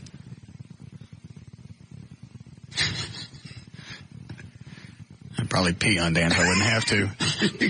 I can't help him. He's got pee on him. I don't know how Laura did it. And I don't mean Laura Lewis. I mean Laura Brumley. To go in there and find Al unconscious and he's got crap all... Ugh. And she still had the shirt on that night. Yeah, it's very attractive. Well, not that attractive. I'm the last person you want to call for help. It's a situation like that, I'm out. I am the worst spouse. I am the worst friend you could possibly want. Don't think so. And the worst lover, because I don't care what goes on in bed. I don't know. I have no interest in that. But let me ask you this way. The times that you and I have been in bed together, you ever have an orgasm? No. Exactly. God. You got me on that. God. But if I called you at 3 in the morning... Probably why most chicks always end up leaving me. If I called you at 3 in the morning from jail, I got a feeling you would pick up the phone. That's a rough call. Is it really? Well, tell me now so I don't make that mistake. God forbid I ever be there. Well, when I called you when I was in jail, I you couldn't picked come up the help. phone. You picked it up, but you didn't come to help me. I couldn't. I did everything I could do, but I you answered. Didn't do anything. You picked up the phone and went, how? If I could have helped, I would have. You could have gotten in a cab and come to get me. By then, Dan Lewis was there. I didn't know that, and you didn't know that. Now what? I told you you said never mind. I didn't say never mind. I'm not even sure I had the $500 back then because I still was not working. You needed $500 to get out of jail. I'm not sure. You were working for Channel 39 at the time. I'm not sure I had the $500. I got to be really honest. I'm not sure I had access to $500 at 3 o'clock in the morning. I really don't. But that was one of the issues. That wasn't one of the issues. I swear it was. You just said, I'm drunk. I can't come get you. Buddy. I'm not to call you. Oh, you can call me. No, I'm not going to waste a phone call. Hung up on. Mm-hmm. Yeah, Steve? Russ, brother, I need your help. Mm-hmm. I'm a cop in Dallas, have a real good friend of mine that's in a crappy relationship with a crap bag. Okay. I know what I would like to do as a cop, grab him by his little pencil neck, spin him around till his neck pops off, but I can't do that. He's got a problem of wanting to hit and abuse and verbally abuse, and it goes on and on and on. And all right, hold on, because I missed some part of this. The guy that you're talking about is being abusive. Is that the friend of yours? No. The friend of mine is the female that's involved in this. All right, I'm with you now. Go ahead. And I just want to grab the guy that's doing it. Like I said, hold him by his shoulder, spin his head around till it pops off. Yeah. No big loss. Got it. Don't have to deal with him anymore. I'm okay. But I can't do that. Uh-huh. I can, but I can't. I just need some of the Russ advice on how to do this properly. Actually, how long have they been married? They're not married. They're just dating. Why is she dating a guy that's whacking her around? I have talked to her for the last 6 months about this, and 3 weeks ago, she packed all of his stuff up, set it outside the door. He made a big scene. He didn't know I was there. I stepped out and said, the next thing that gets hit is you. Okay. Well, I'll just have my buddies come get you. I said, I don't think your buddies can handle my friends. Yeah. I said, there's more of us than there are of you. Right. All right, well, so she's kicked the guy out now, and now he's not around. What's the problem? She has let him weasel back in. How old is she? 24. Ever been married? Yes. Kids? Divorced. 9-year-old. Beautiful little 9-year-old daughter. She had a kid at 15? Thereabouts. Steve, what's the real issue here? I understand. What's the issue here? You want some? No, I'm just trying to be a friend, help her get back up on her feet. She's without a job for life. Russ, all serious, all BS aside. You got no interest in this woman other than just being a stand-up guy. And trying to help her out and get back on her feet. There's nothing you can do if she keeps letting this guy back in, and is he physically beating her? Is it all mental abuse? No, it's been physical also. She's got other problems then that you're not going to be able to address. That's a counseling issue. For some reason, she thinks she deserves to be hit. That's a reason a lot of women stay in abusive relationships, is somehow in their mind they justify, he's hitting me because I deserve it. My parents hit me because they said they love me, and that's the way that I learned. I understand all that, but once, there's a group of us, once we get her away from this situation and sit down and talk to her, she agrees with everything. Great, and you might get her away from this guy, but she's going to go find another abusive relationship. Getting this guy out of the picture is not going to it's going to correct the problem short term, but you got to go get her some mental help because it's going to happen again. Do you know anything about her first marriage? Yeah, the first marriage, they were married for 3 years. Everything was great, and then she caught him cheating with another girl. Okay. No abuse. Yeah, no dramatic, deal there. Well, see, being a cop, you know that when you find somebody that keeps walking back into an abusive relationship, there's something wrong. Oh, I know. It's just it's a matter of time before the cycle gets to the point where the fun and time play is over, where they just grab and kind of throw around. They actually start beating the hell out of one another, and then it just escalates from there. I don't know what it seems like you would have a better handle on how to handle this than me. Oh, I have a really good handle. Well, I understand that, but you want to keep your shield. Yeah. That's the way it's cop comes. I'm sorry. Keep your shield. Didn't understand. Yeah. It's a badge. I would call it a badge. Yeah. That's what you straights call it. I'm sorry. But now you see why I had to call you, Russ, But I haven't given you any information. She's going to continue. You're going to have to go take her to some type of therapist. Okay. Because it makes absolutely no sense. That's why she needs help. It makes no sense to walk back into a house or let somebody back into a house that's going to hit you. It just doesn't. And it's sad. And it's sad that a lot of chicks stay in situations like that when they could go and get help. But in fact, they're so afraid of life without this guy, they're okay with getting whacked around because at least they know that he's going to be there. That is the pathetic part. Does he ever threaten the little girl, the 9-year-old? Yes, once. Man. That's the part that I'm still twisted about. Hold on a second. Yeah, Dave? Hey, Russ, how you doing? Good. I'm a cop over here in Arlington listening to this. And my fellow officer there, he needs to step back. Why is that? Well, he's getting too involved. I mean, it's a personal friend, and he's got strong feelings and everything, but he can get sucked into something where he will lose his badge. And I've been doing what's he supposed to do? Just ignore what's going on? Absolutely not. If the guy's being abusive, then he needs to be reported and be, legally taken care of, arrested. I wonder why the chick hasn't called the police when she gets hit. And why the hell is she letting back in? Because of that, it's well, you very said exactly. why. So she's got a problem, but this officer needs to step back. He's getting too involved. I understand how he feels. I mean, it's a friend and everything, but if he wants to keep his job and keep his badge, he really needs to step back. Okay. All right. Take care. Thank you, sir. You get all that, Stevie?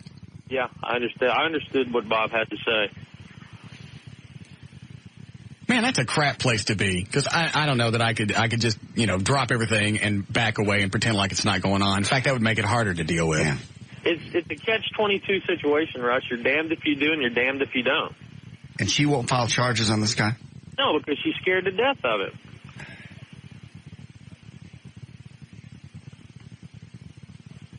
I don't know what else to tell you. She's going to have to go and sit with some type of therapist. You guys, here's the problem, and this is the most frustrating thing. I don't know if it's a chick thing or a person with a mental problem thing. One day you'll talk to them, and it looks like they got it, and they got a grasp on it, and for some reason, it don't stick. Because the next day, it's totally gone, and whatever it is they're having a problem with is back. It's like a Post-it note. Looks like it's going to stay there for a while, and for whatever reason, it's gone the next day. I've dealt with chicks like that. I'm looking at them going, all right, you understand. We've got this issue corrected. You and I aren't going to have this problem anymore. And I'll be damned if 10, 12 days later it happens again. And you look at them and go, didn't we just have this conversation? You promised me you understood. Is that part of bipolar? Where did that sticky note fall off at? Yeah, go get the sticky note where I gave you your instructions like I commanded.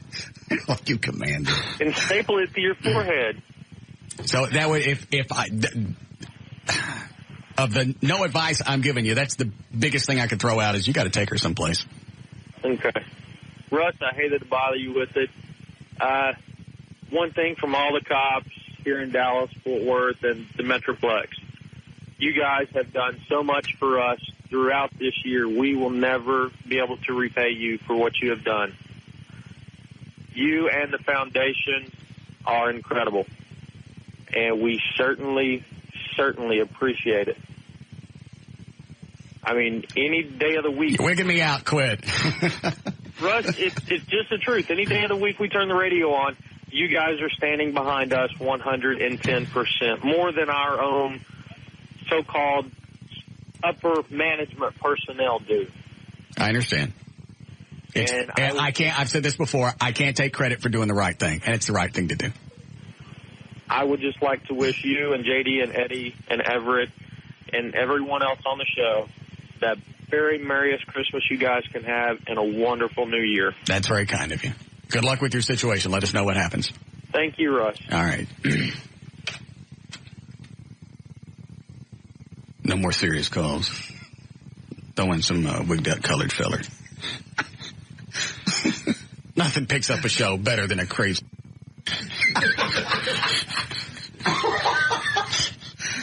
I see. Okay. When you write your book on radio success, make that be one of the chapters. Yeah.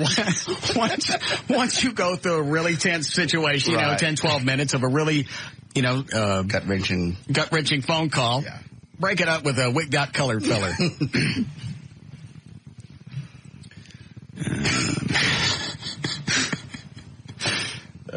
How are we doing? Can we do news here? All right. Hi, Candace. Hey. I'm not a wigged out colored fella, sorry. That's all right. But I did want to tell you that, if your dear sweet Poochie Abby needed mouth to mouth, you would be all over her. Oh. So JD's right. There is like a little bit of niceness in you. Yeah. If Abby needed it, you'd be down there with that little dog mug in a second. See, a mug that licks its butt. Thanks, Candace. You don't know that. Yes, I do. Get off me. I'm off. You would. That's different. How's that different?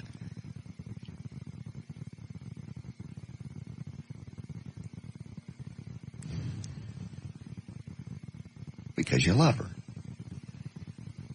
Like Laura loved the Brumley.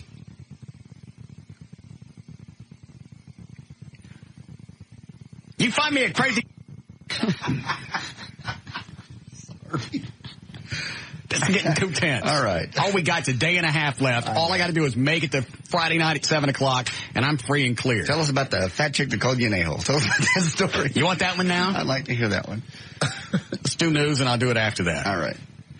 Mm-hmm. And nobody's called to try and apologize yet, man? I've given them 2.5 hours. Yes, you have. Or a little over 2 hours. Plenty of time.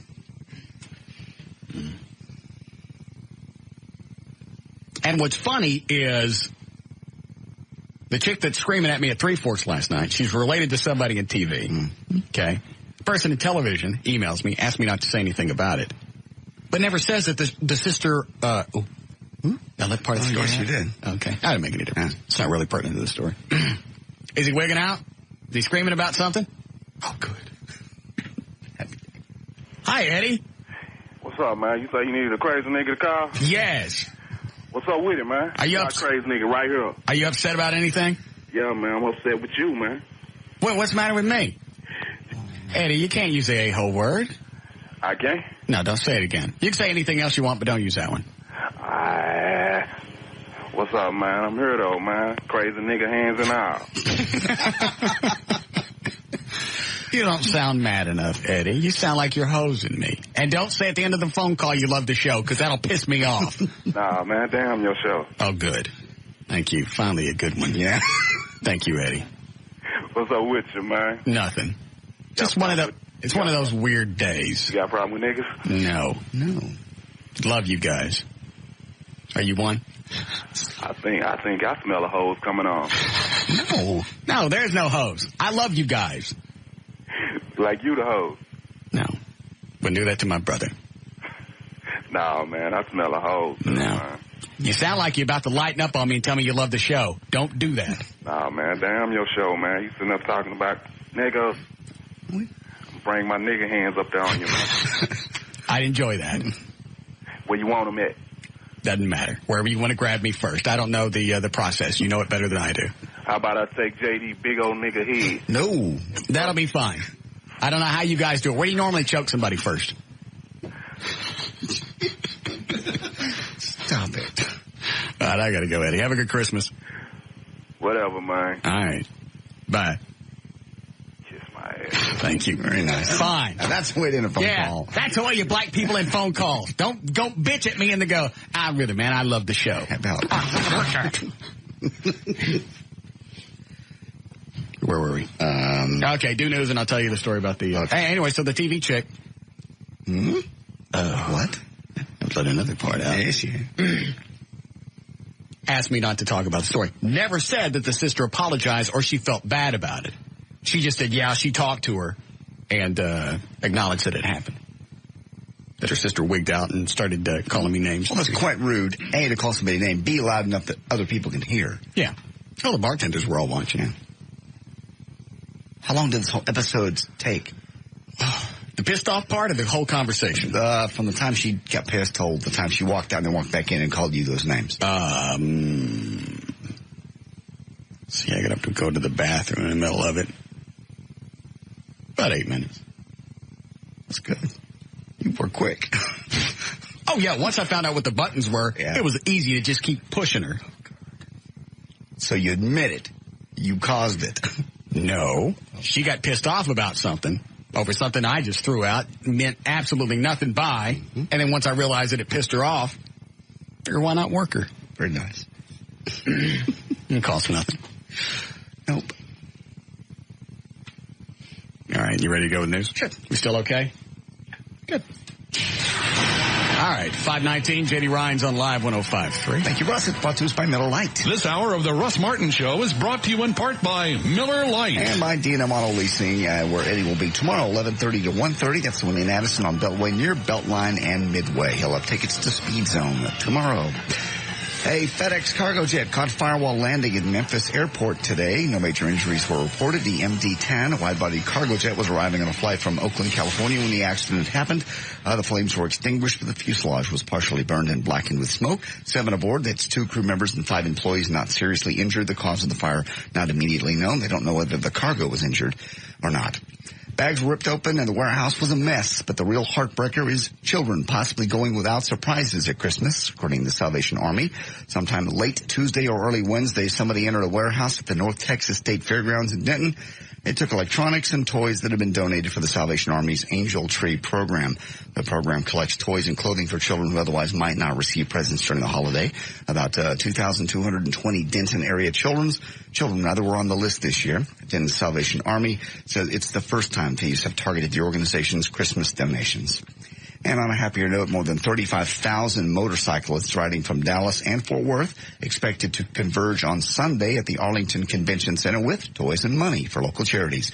Participants in the Tarrant and Dallas County Toy Run collect money and toys for Dallas Metro Care and Mental Retardation of Tarrant County. Last year, the event raised $800,000 in donations. The minimum donation is $10 or a toy valued at least $10. Registration, by the way, if you'd like to ride, is from 10 a.m. until noon at the intersection of Ross Avenue and North Record Street in Dallas, or in Fort Worth, Henderson and Main Streets in Fort Worth. At noon, the groups will set out simultaneously for Arlington. For Dallas Cowboys named Thursday to play in the Pro Bowl, 3 more than the team had last season. Defensive tackle Leroy Glover will be joined this year by left guard Larry Allen, left tackle Lozelle Adams, and safety Roy Williams. Adams credited Coach Bill Parcells with the honor. He said he brought out the confidence in me, and I wanted to go out and work my butt off for him. The Pro Bowl, by the way, February 8th, 2004 in Honolulu. A suspected bank robber was arrested after... You don't have the story on A-Rod? I have it, yeah. I just haven't done it yet. You weren't going to do it, were you? I can. I just haven't done it yet. Didn't have it in this news. One of the biggest events in baseball history. Yeah. And you don't have anything on it? I can pull it up real quick. You don't have it, do you? I have it. What is it? I just haven't... What's the story? You're going through contract negotiations. And? With who? People. The people you do contracts with. I don't have it. I knew you didn't have it. Well, I can get it. One of the biggest sporting events to go on this year are probably the last baseball. That don't make any difference. The guy thing. Okay. How can you be a man and not know about baseball? Have they done the trade thing? I forgot what the cutoff time was, Dan. The deadline was 5. Our time? That was one thing I wasn't sure. I didn't know if that was 5 Eastern or 5 Central. And everything I saw, it didn't say specifically. Well, it's 5 Eastern. It's already passed then, right? Yeah, either way, it's passed. So what happened? I do not know. I'm surrounded. No, you're not. It's like when I was at the Alamo. You were never at the Alamo. Yes, I was. I thought they were going to do yard work.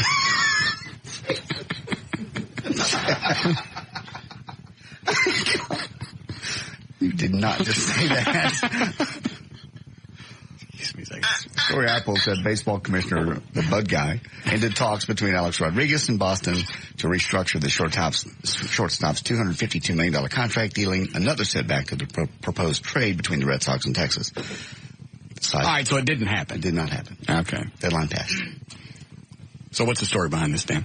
Since obviously JD doesn't deem it necessary to put in the news. The main thing about it is since he signed the $252 million contract, it's the biggest one in Major League Baseball history. This is A-Rod. This is A-Rod. Got it. But the Rangers want to trade him because obviously he makes a lot of money, and they were trying to trade him to the Red Sox. Okay. And who they get in return? So far what they were saying was Manny Ramirez, who's also a $20 million plus per year player. Okay. Along with money and another top prospect that had yet to be named. Are they not getting the performance they want out of A-Rod? That's a part that doesn't make a whole lot of sense to me. But according to Tom Hicks, he said that the Rangers are on the path to winning, But if they get rid of A-Rod now and get Manny Ramirez, they'll be on the path to winning sooner. In other words, it frees up a little more money. They can bring in some other players instead of just having A-Rod. Oh, I got it. Eggs in the basket thing. Yeah. Okay. Thank you. Sure. You're doing a fine job. Go ahead, John. Go on with your fabulous news. Suspected bank robber was arrested after a two-city police chase during which wads of cash were thrown from the suspected getaway car. Bills littered the chase routes near Trinity Park, southwest of downtown Fort Worth, to the expressway frontage road in eastern Arlington. Officer Danny Mears said a bundle basically hit Mears' windshield. It kind of exploded like a bird hitting the windshield and feathers going everywhere. Dina Keith surrendered after police boxed her in traffic on Texas 360. California prosecutors formally filed charges today against pop star Michael Jackson, case stemming from allegations he molested a cancer-stricken boy he invited to the Neverland Ranch. Jackson was charged with 9 counts, 7 of child molestation, and 2 of administering an intoxicating agent for the purpose of committing a felony.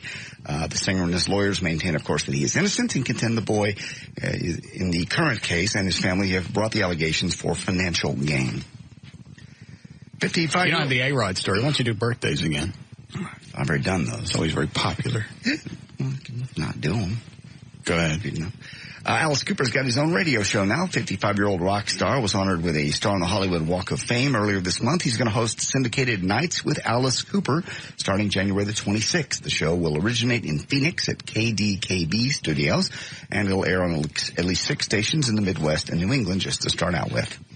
And Bobby Brown is in trouble again. What a shock. This time he's being sued for missing child support payments. Kim Ward, who Bobby had 2 kids with, they are 12 and 14 now. She says he's $40,000 behind on payments. Ward already took Bobby to court over this. He was ordered to pay $5,500 a month. She says he still ain't doing it. What is it, Dan? You have a pissed off Latino on line 1. About what? I think it had something to do with the lawn maintenance in the Alamo. Alamo comment. Okay. Hello? Yes, go ahead. Is it Ernest? Ernest. Okay. Ernest. Hello? Ernie! Yo, what's up, man? Turn down the radio. Do what now? Turn the radio off. Oh, it's off. All right, go ahead. Say, man, you started off with the crazy black dude. Now you got a crazy Mexican dude, man. What are you mad about? Man, what are you doing talking about my people saying we go in the garden and at the Alamo? What you talking about, homie? I didn't say nothing. Say, you gonna get cut up. You know how we Mexicans do it. I just said I was there and I thought they were there for the yard work.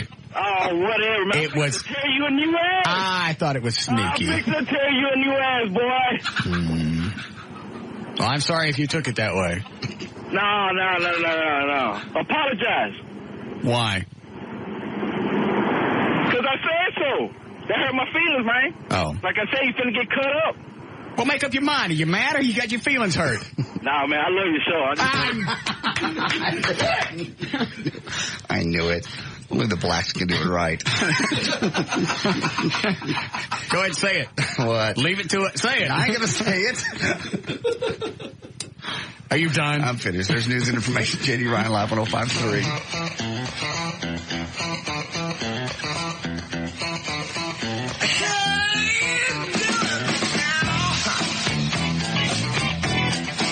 Russ Martin Show.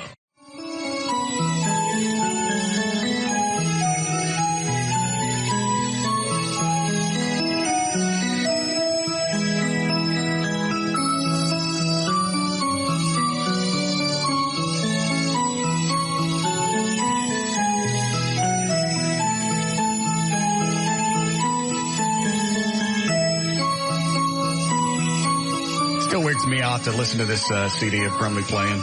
Does it bother you or is it just... I say it bothers me. Why?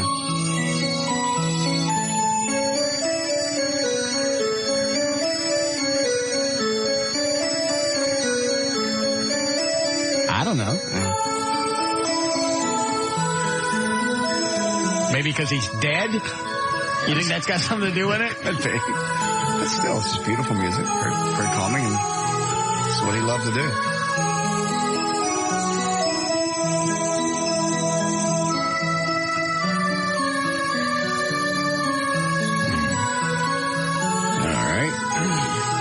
Finish news, right? Yes. Hi, Gail. Hi. How are you? Good. How are you? Dandy. What do you got? Best Buy and Lynn's Crafters. All right, your out cue is better to give. It's the holidays. You've blown off shopping again. Nothing says great last-minute gifts like movies, games, music, and the stuff to play them on. From Best Buy, Sunglass Hut has over 700 styles, including Ray-Ban and Anne Klein. Can't decide on which one to give? Get a gift card. Returns are no problem. Sunglass Hut, where it's better to give. And also brought to you by Sonic, fresh made-to-order burgers. Sonic's got 'em, others don't, like a supersonic cheeseburger paired with an order of handmade onion rings. Now just $3.99. It's not just good, it's Sonic good. In Mesquite on westbound I-30 at Big Town Boulevard, something broke down on the left-hand lane. Northbound I-45 at Loop 12, the right lane is blocked, some kind of debris. Also, you got a wreck just south of the Mixmaster on southbound I-35 Simmons. It's blocking the left lane and traffic is backed up to around Commonwealth. On eastbound I-30 West Freeway at Henderson, there's a wreck on the entrance ramp. And this is also brought to you by AirTran Airways. AirTran Airways has low fares, the world's youngest all-Boeing fleet at an affordable business class. Book at airtran.com. AirTran Airways, go. There's nothing stopping you. I'm Gail Lightfoot on the Alternative Talk Station, Live 105.3. Thank you, Gail. Clear and cold tonight, 35 for the low weather brought to us by our content partner, AOL for Broadband. Go to Live 105.3 for your free trial today. Sunny and 62 tomorrow. We have 55 degrees now at Live 105.3. Waiting for. Set my sun-kissed down someplace. Eddie, grab me one, would you? All right, you want the rest of the story? Yes. I'm telling you, I'm going to finish it, and it's not going to... Thank you. Well, it's got a good ending, no matter how you get there. I suppose. All right, last chance. Nobody called in? All right, it's out of my hands. Sitting at Three Forks last night. I'm having a drink at the bar. Two chicks off to my right. Okay. And I don't know if they were there after a company party or whatever. There's one that's hot, great big cans. Perfect. There's one with her. Not so hot. There's one with her. Got it.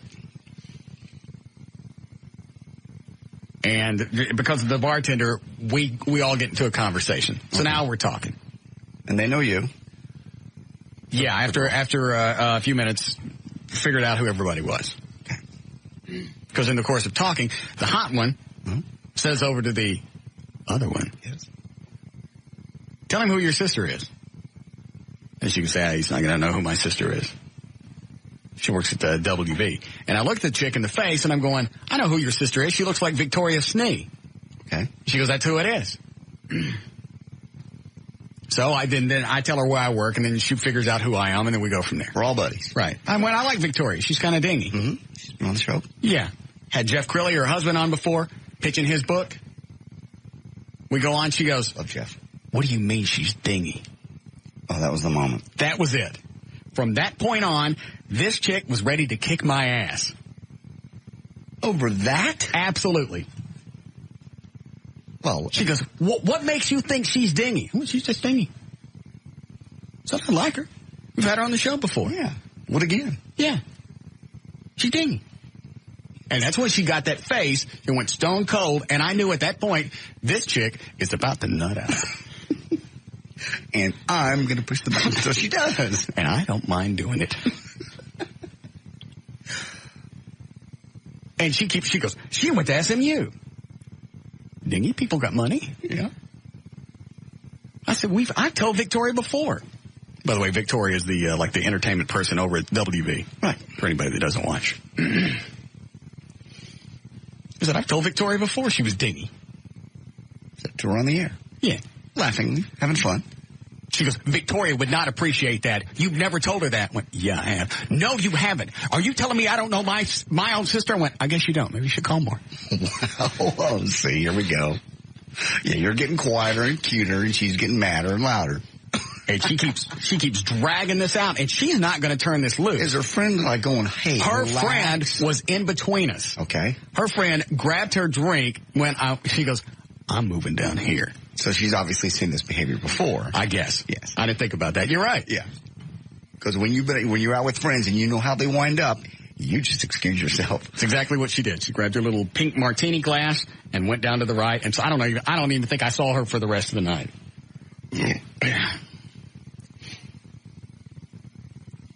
I said, you know what? We've had Jeff Crilly, her husband, on from Channel 4. He even said she was dingy. He never did. Yes, he did. The cute little way you have. She said, Jeff would never say that. I'm sorry, but he did. And then she goes, are you telling me I don't know my own brother-in-law? I guess you don't. Maybe you should call more. Oh, man. And the bartenders are now circling, going. They're going all back and forth, and they keep restocking this one area that 3 or 4 of them have already restocked. And finally, 2 of them just gather at the corner and watch in horror as this big lady is screaming at me. She didn't really scream until the very end. Her voice was was getting up loud enough to where she could be heard. What is it from here to that corner? About 10 feet, 10 feet.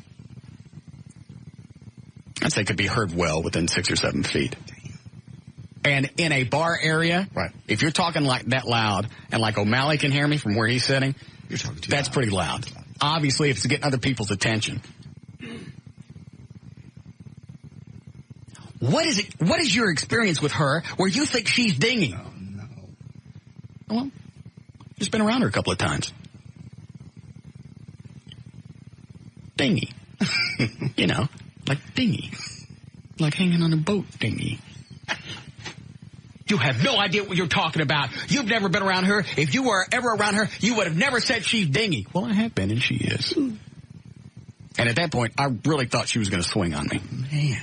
Because she didn't smile. Yeah. She didn't do anything. At a certain point, you would think she knew I was pushing her buttons.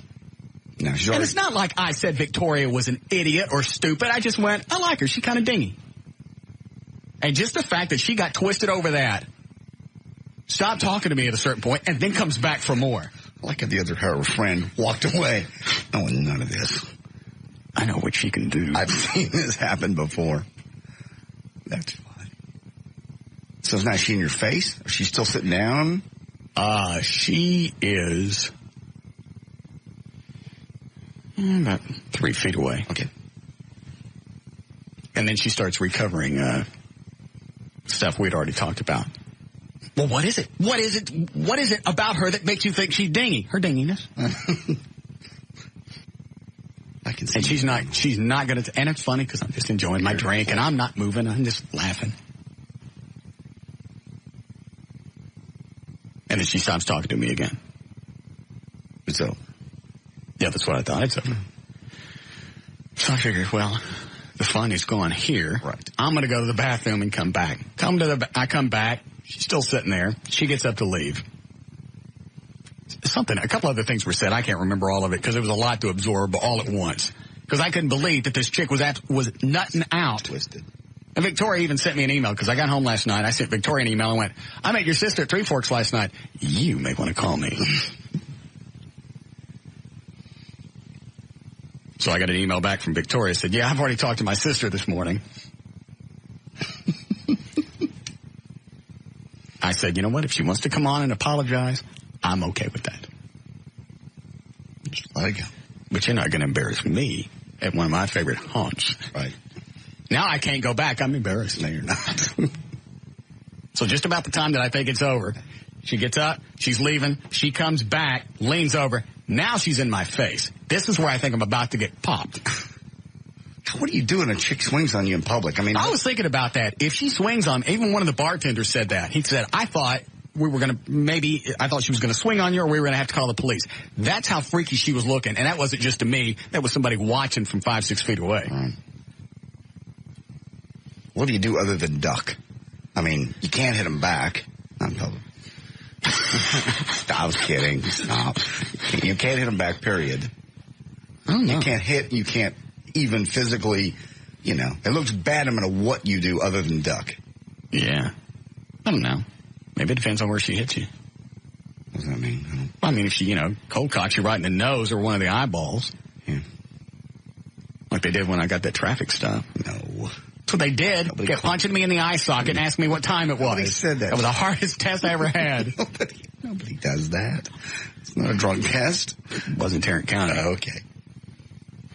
And that's why they took me to jail. A place without floors. I hate the Tarrant County lockup. I understand. Just hang from the bars. With your black eyes. And you don't know how long you've been there. No.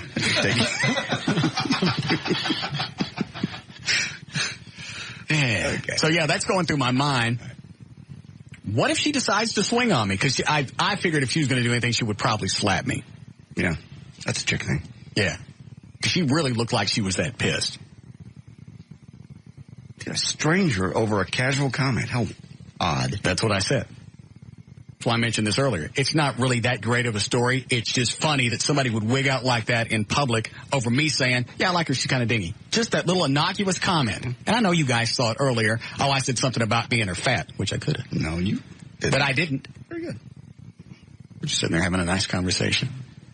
And she looks a lot like her sister, and I'm sure she would be attractive. Mm-hmm. Stop. Quit. Don't. I didn't say anything. Okay. So then she gets up to leave. Decides she's going to make one last comment. Because she's getting nothing out of me. Sure. And it was just so easy to piss her off when she would throw out a question. You mean to tell me I don't know my own sister? I guess not. I can see you doing that. I can still see you doing that. Calming down. I guess you don't. Maybe you should call. Yeah, you probably should call more. I almost ejaculated. It's just so easy. That's sparring for you. Stretching for you. It's not even sparring. And then she came, and that's when she comes back over, and this is where I thought she was going to swing. She came over. I want you to know something, and you can say this on the air. You are a f***ing ass, and you're not going to be around long. Oh, I'm not. My contract says I will. She goes, well, good luck. I don't need it. She's in your face now pointing? Oh, yes. God. And then she turns around and she walks up to somebody, and you can hear her mouthing all the way to the door. That's how loud she still was. Man. I've been there for that. I'm sad I didn't have a way to... I'm going to have to start carrying a recorder around. Little pocket thing. Yeah, Jason? Dude, you're the man and all, man, but do you really believe that if a chick hits you first, you can't hit her back? No, I don't think so. Like JD said, you don't win in that situation. No, you look like Yes, you do. A chick hits you, it's nighty-night time, dude. No, it's not. No, because first of all, you're stronger than her, and it's just there's no. That's right, and that means that she should have enough common sense not to hit a man. If she's dumb enough, then you need to fix her. No, you're right, man. I see that you're trying to better somebody, but no, that doesn't work in public. It doesn't work in public. It doesn't. I don't care. Unless she's going to do some damage to you and you can't get away from her, there is no reason to swing on the chick. There is just none. And the cops don't dig it. No. That doesn't matter. And that's not the reason that you don't do it. It's just you're stronger than they are, and obviously you can do a lot more damage than they can. Did I mention she had a knife? She did not have a knife. Oh, that's right. Yeah. Not have a knife. But I was thinking, that's about the only reason you could physically defend yourself. If somebody coming at you with a knife or a gun, then it's kind of all bets are off.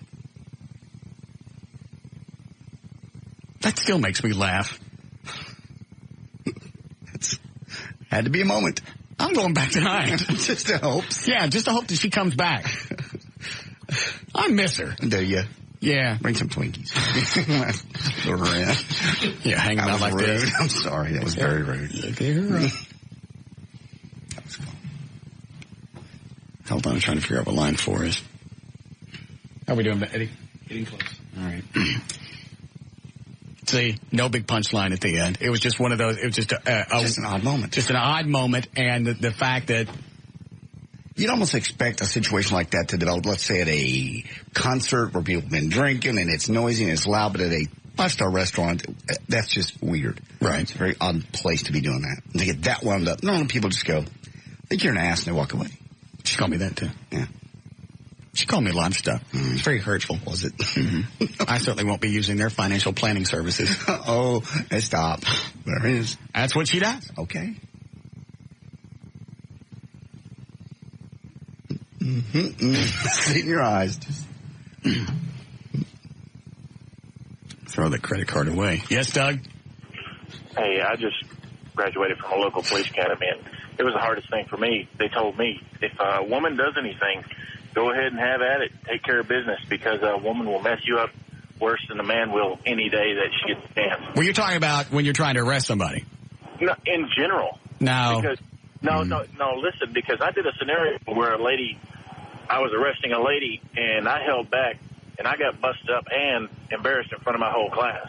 Well, you said you were arresting her. That's different. Well, but still, can't hold back when somebody does that. You gotta. Well, it also depends on the situation. If somebody slaps you, you don't go back and whack them back. You got to be, if you're a guy, you got to be in a situation you're worried about your safety. Well, you also got to do whatever you have. Exactly, for your safety, you got to do what you have to do. Right, and I'm not going to swing on a chick. I'm just not. It's not the right thing to do, and more importantly, it looks bad. I mean, no, I don't say beat her down.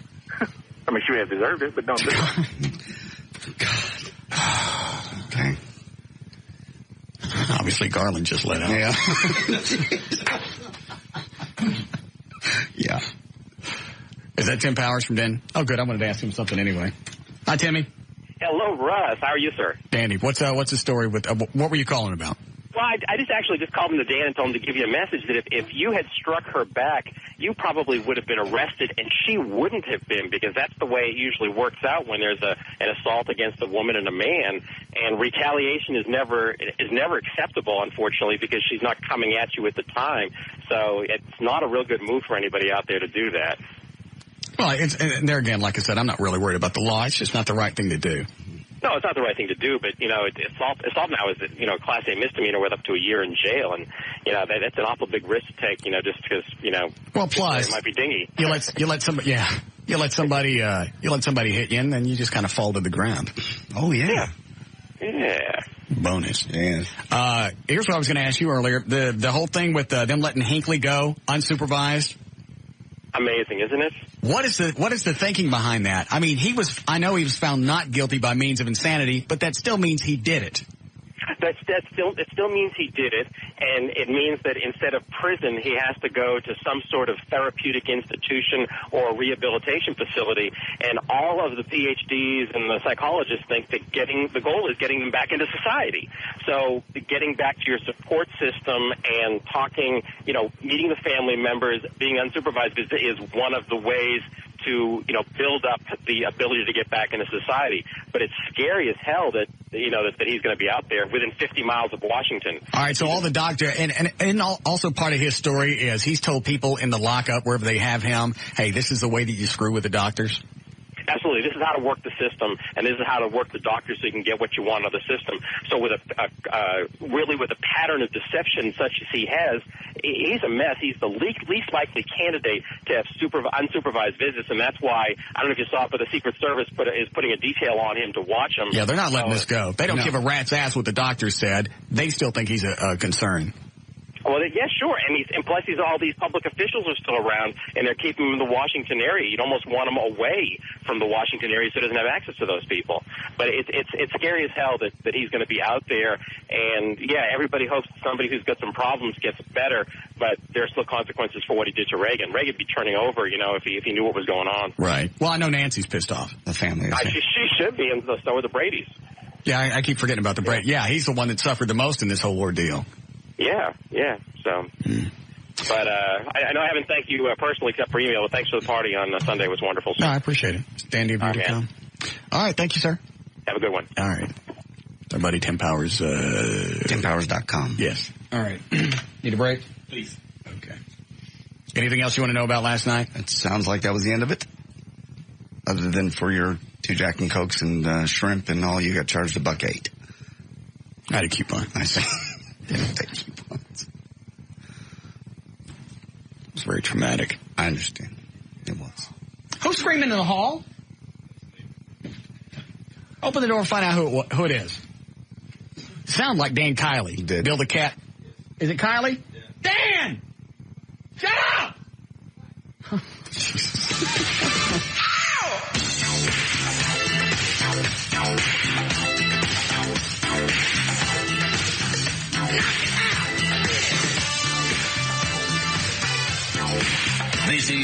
Russ Martin. Crosses coming to town. All right. When's the last time we did news? Been right at an hour. All right. You got another one? Yep. What press conference did you say they were about to have? They say the Rangers are going to have one here at about 6:15, about 3 minutes. About what? About the A-Rod situation. About the continued contract talks. And I don't care about that. Why? Are they going to do a press conference for birthdays? No. I think I'd like to hear that. Quit. One of the biggest trades that's going to go on in a long time and probably ever has. All the money that's wrapped up into this. What are we talking about? Almost half a $400 or $500 million? Yeah, let's see. Over the term of the contract? Right. With Alex Rodriguez, he's at $252 in his contract, and then Manny Ramirez has $96 million in his. That's just the top two guys. Right, and depending on whoever else they throw into the mix. Right, because right now you also have Nomar Garciaparra, the current shortstop for the Red Sox. I don't know exactly how much he makes, but that's millions as well. Plus whatever other underling players and prospects. John don't care about that. He cares about birthdays. No, it's not that. It's just that you don't care a lot about baseball. You certainly don't care about the But it's a news story. You're anxious to do a story on Boeing building new planes or whatever, but you're not going to cover a local sporting event? Yeah. I don't like sports, but even I would rather hear that. The press conference will be on in a minute. We'll cover it. Not everybody gets into all the airline stuff like you do. Well, that was just about jobs. Okay. What do you think this is about? Texans getting jobs.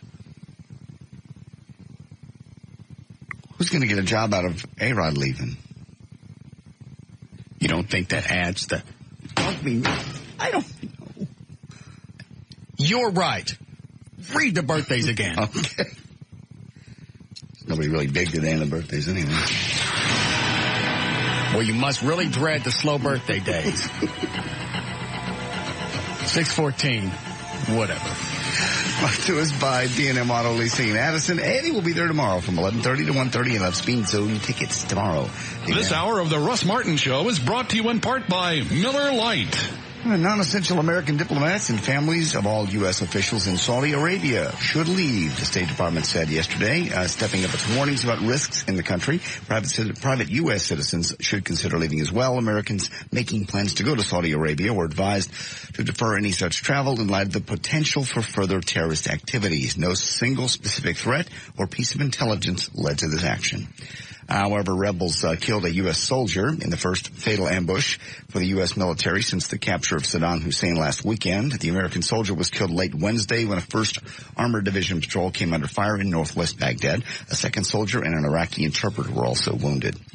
Walmart stores launched a bare bones website today to test a new 88 cents per song online music service, hoping its cheaper price will lure listeners from the more expensive competitors. Other sites are charging up to 99 cents per song.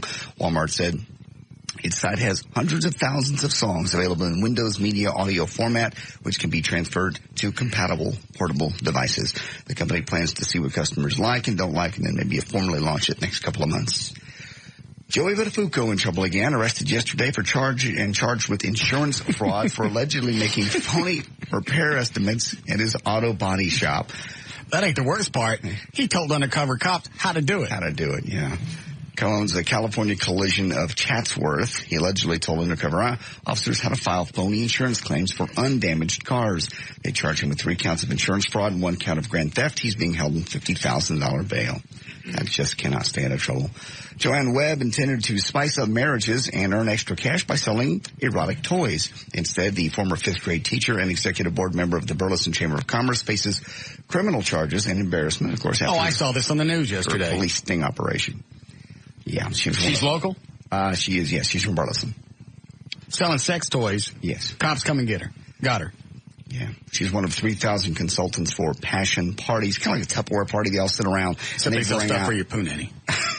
Yes. Basically, adult stores sell sex toys around the law by posting a sign that says sold as novelties only. She didn't do that. So she's up for a year in jail and $4,000 fine if convicted for not putting that sign up. Gonna lock up a chick for selling bananas. Battery-powered bananas, for the most part. A former 5th grade teacher and executive board member of the Burleson Chamber of Commerce. Pretty upstanding citizen.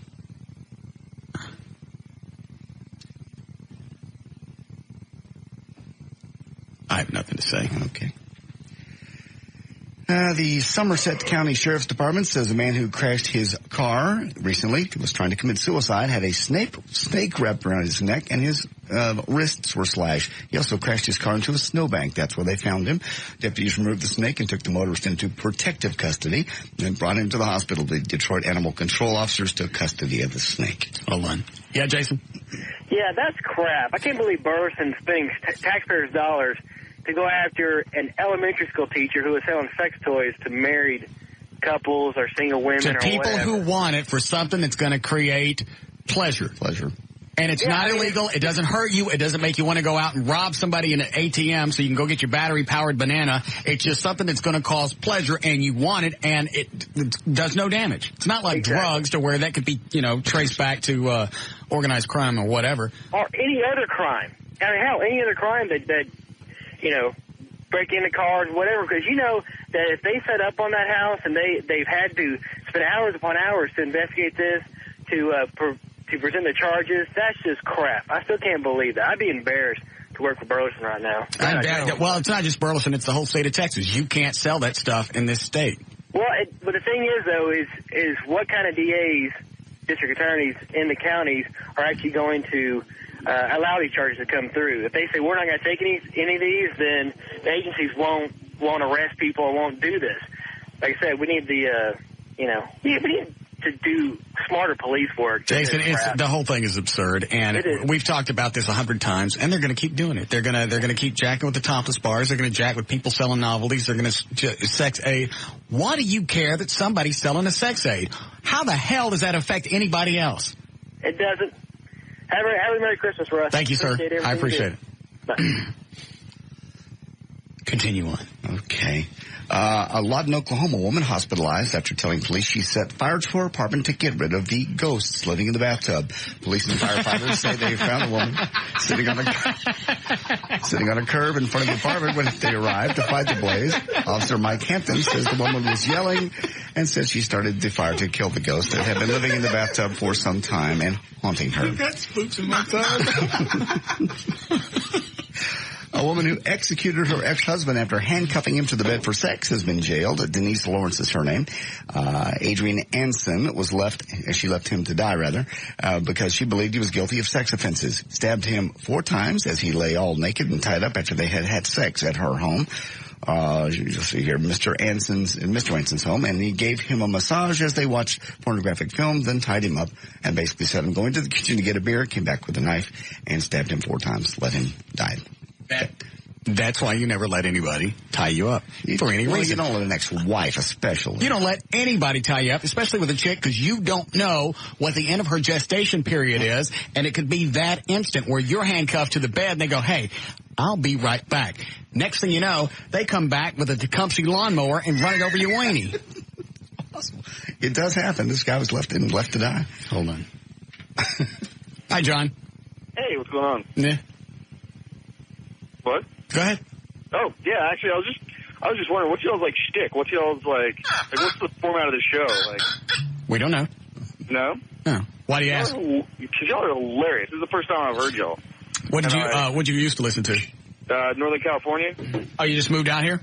Yeah, I just moved down here. This is the first day I listened to the show, and, y'all are hilarious. That little comment about the Alamo is funny. Okay. Funny. So well, we're happy to have you in Texas. Hey, y'all are awesome. Thank you, sir. Thank y'all. All right. I like him. Very intelligent man from California. Obviously. First day here. Already gets it. Yeah. How does that happen?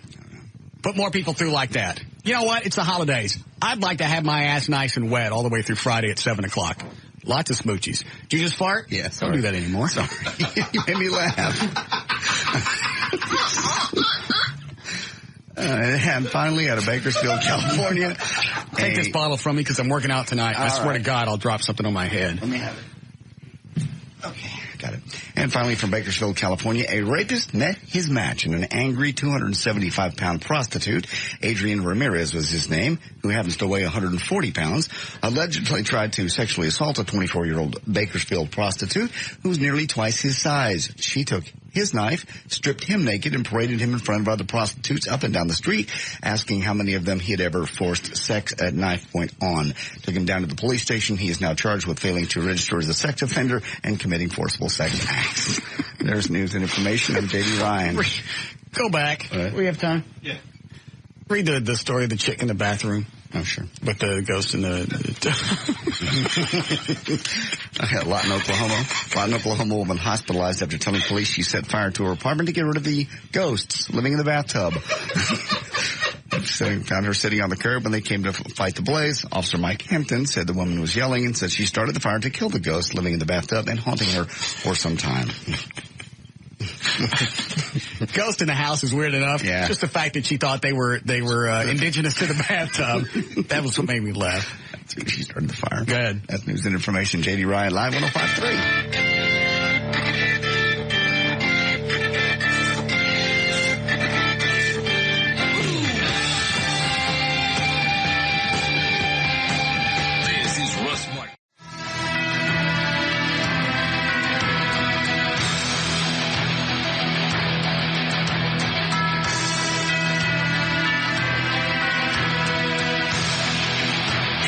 The rules for calling the Russ Martin Show. Do not call and ask for phone numbers or websites. Do not call with a joke you saw in a movie, on TV, on a bumper sticker, on the internet, or you heard in the 8th grade. Do not call and ask for advertisers' phone numbers. Call information and ask them. Do turn your radio down. Do get to the point. Practice in front of a mirror before calling. Do not waste time telling Russ your name. He's far too important and busy. He won't remember it anyway. If you understand these rules, call Russ now at 214-787-1053. Dandy. All right. What are we playing, Eddie?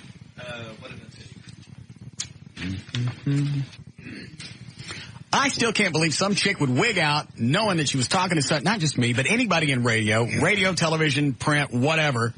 Come back over and say, you could use this on your show, on the air, whatever. You are an effing a-hole and a loser. Surely he won't. That's why she said it. I guarantee you this is not the first time this chick has wigged out in public. Promise you. Yeah, especially if she's going to do it with me, because she would do it with anybody else. Yes. They couldn't, get on the air and jump her ass. And I'm sure that's what she thought on her way out. He's pissed me off. He called my sister dingy, which is not even really a slam. No. He said, I love her. She's a little dingy.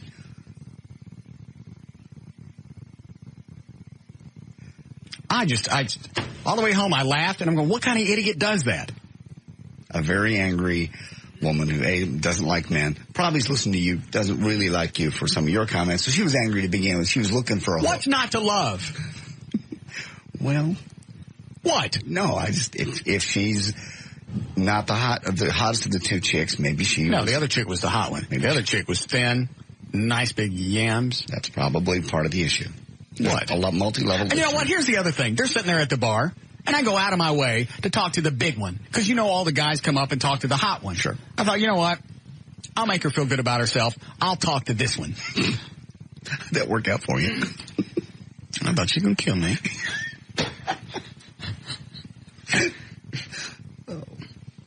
And it's not like I said something, went out of my way to piss her off. We're sitting at the bar. She goes, hey, Victoria Snee at Channel 33 is my sister. Yeah, I know. I like her. She's kind of dingy.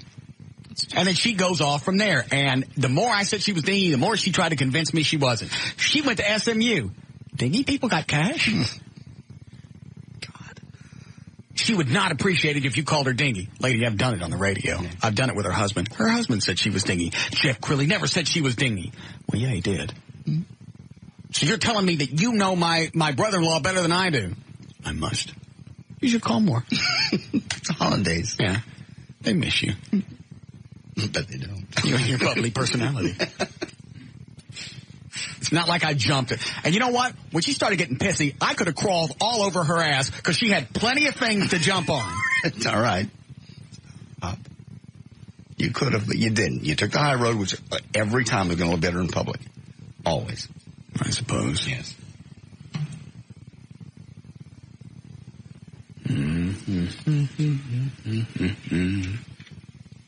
Yes, Rhonda? Hey, Russ. I want to wet your ass. I love your show. Why is it that doesn't sound appetizing? It doesn't? I don't know. How old are you? 37. That's why. Give me the bottle back. You said no, you're going to work out. You're working out 25 minutes. I know. Give me the bottle. Just one swig.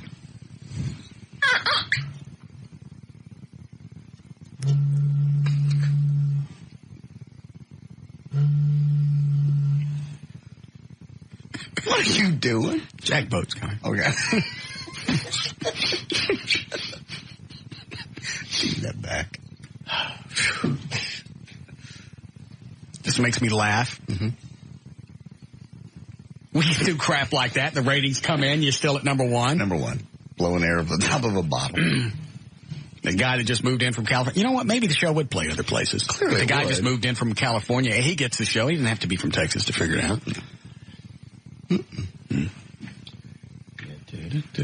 Hi, Don.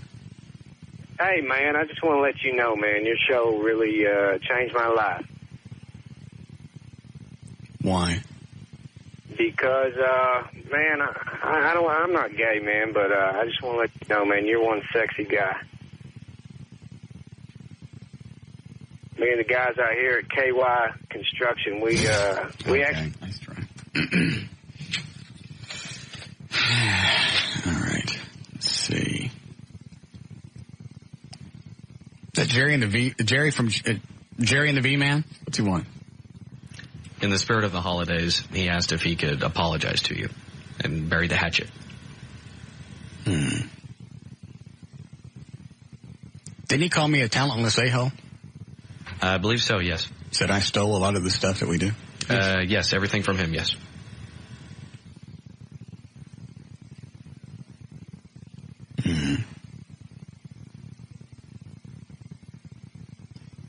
No. Oh, what was the other phone call you said you got during the break? About the chick that I had the thing with at Three Forks? Victoria Sneed's sister? Yeah. A guy called in who knows her, didn't want to be on the air because he would obviously be recognized, said that... How do you know that he knew her?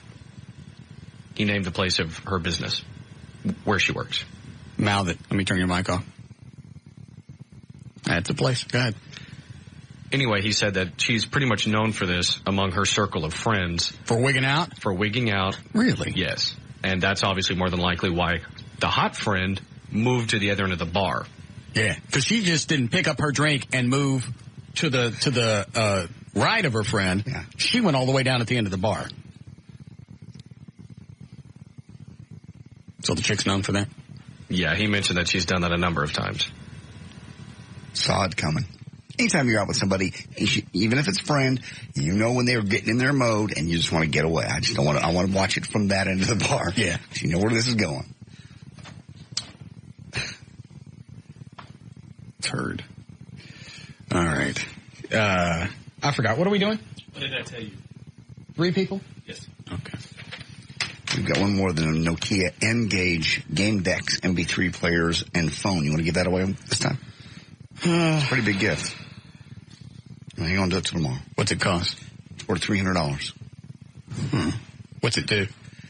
It just says here it is, you can get it at GameStop, free demos. It is a game deck, so you can play games on it, MP3 player, a wireless browser, and a phone.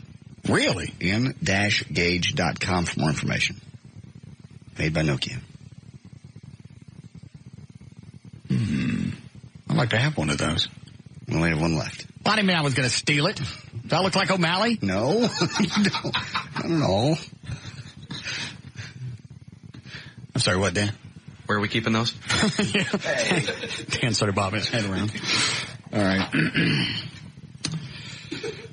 All right, load up the intro, Eddie. Thank you. Yeah, go ahead and give it away. Okay. Okay, here we go. Now it's time to play everybody's favorite game. And here's your host, Russ Martin. All right, here we go. Hi, Patty. Hi, Russ. Welcome to the show. Thank you. What do you do, sweetie? I'm a stay-at-home mom. Okay, good for you. How many kids you got? Twins, 3-year-olds.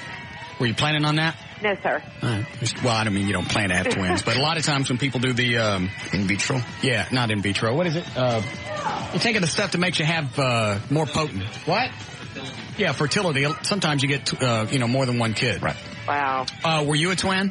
No, sir. Okay, because a lot of times they say twins have twins. Yes, sir. All right, just curious. Thank you. Having a lovely holiday?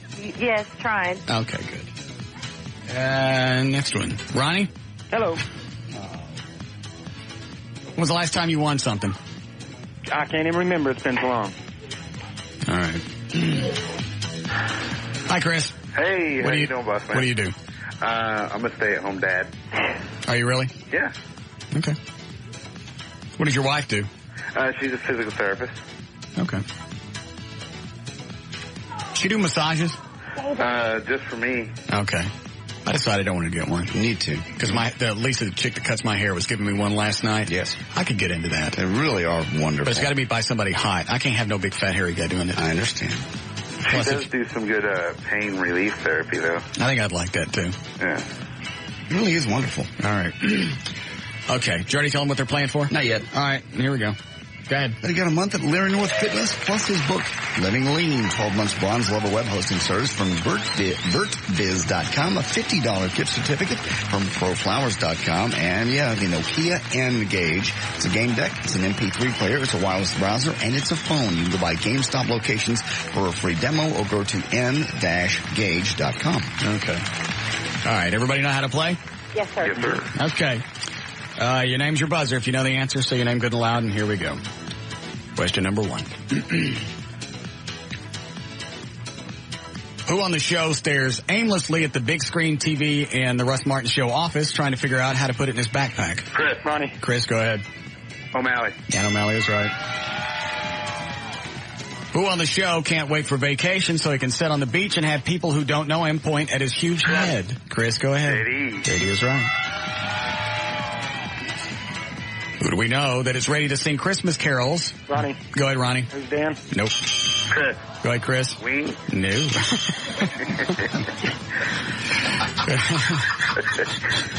should give it to I'll give it to him. Okay. I'll finish. All right, here's the next question. Who do we know that is ready to sing Christmas carols, bake a turkey, and to bang the hell out of his mom? Ronnie. Ronnie, go ahead. Trey. Yes. Who on the show saves money by dating married women? Ronnie. Ronnie? Patty. Russ. Russ is right. Because he doesn't have to buy them Christmas presents. Mm-hmm. I didn't think about that.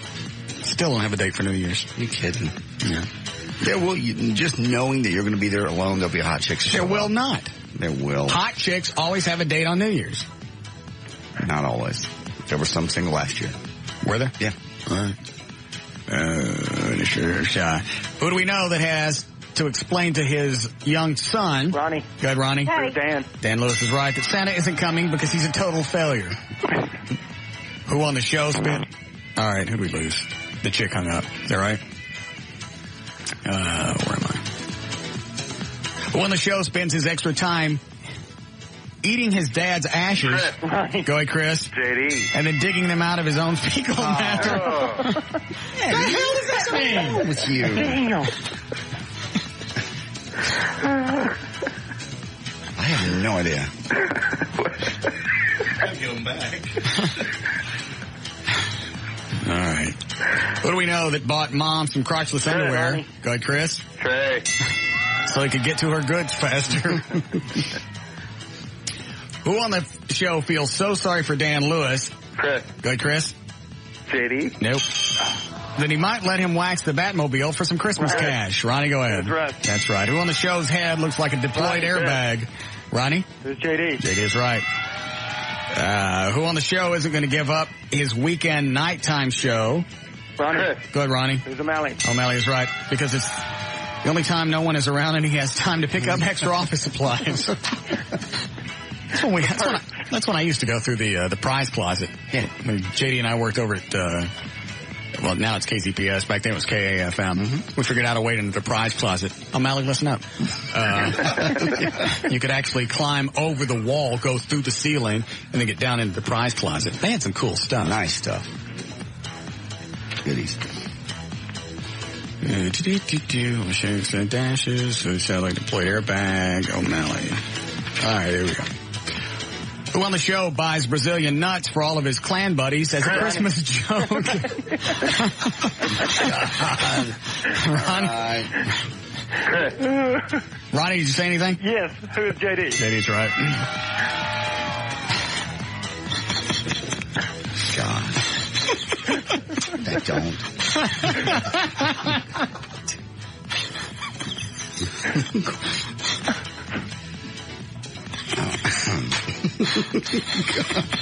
It's a funny visual, but it's not. No. No. Did you go out without us?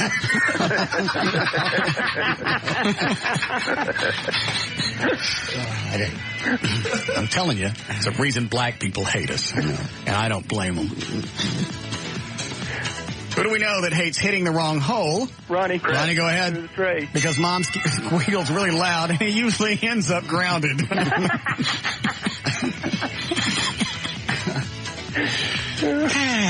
Who on the show gets peed on by dogs because his big head makes him look like a fire hydrant? JD. Chris, go ahead. Yes. JD.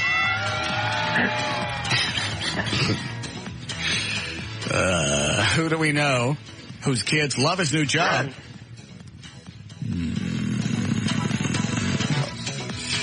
What's the score? Could that sound like a tie? It's tied right now. It's tied. Go ahead, Ronnie. Who's Dan Lewis? Yes. Who do we know whose kids love his new job because they get all the extra breath mints and hand towels that he doesn't use as a bathroom attendant? Dan Lewis is right. They got two finishers. Let me look.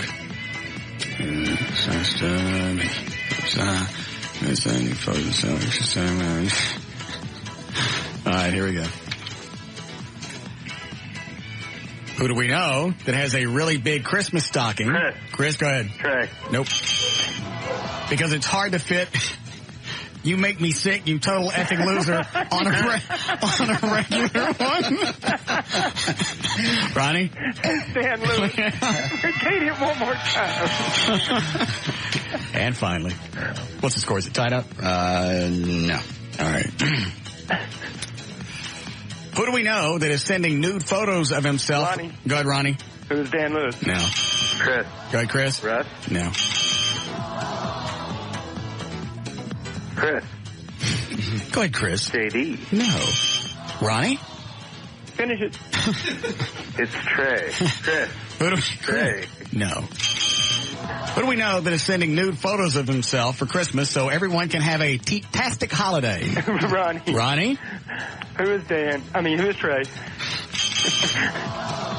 Who is Tassos? Oh, okay. Pete-tastic, not nipple-tastic. What's the matter with you? What's the score, John? Final score, Chris ended up with 7. Ronnie had 9. Ronnie's what he got? He's got a month of Larry North Fitness. Also the book he'll have plenty of time to read called Living Lean. A bronze level web hosting for 12 months from BirkBiz.com. $50 gift certificate from ProFlowers.com and a Nokia N-Gage. It's a game deck. It's an MP3 player. It's a wireless browser. It's a phone. It's at GameStop locations.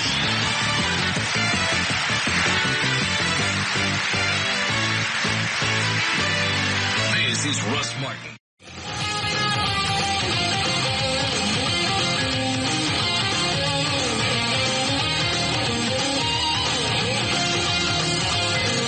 I went upstairs to use the bathroom because I like using it down here. Yes.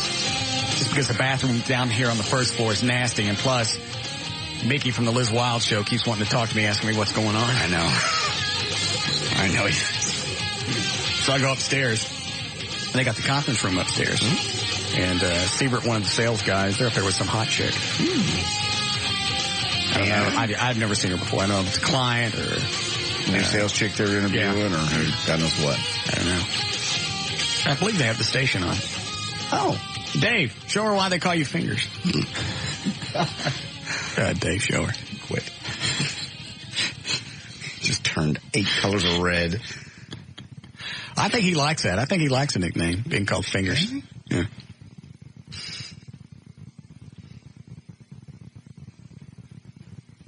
Because there's no way you get a hot wife like that without having some kind of appendage on the end of your... It's kind of special. Yeah. Tool. Trick. Something that can actually go out on its own and find the G-spot. Right. Yeah. Probably looks like something out of Aliens. I don't think so. Kind of comes out like this. Mm-hmm. He looks down at it. You go in there and you get that G-spot. Don't come back until you found it. Apparently it works. She's been with him a while.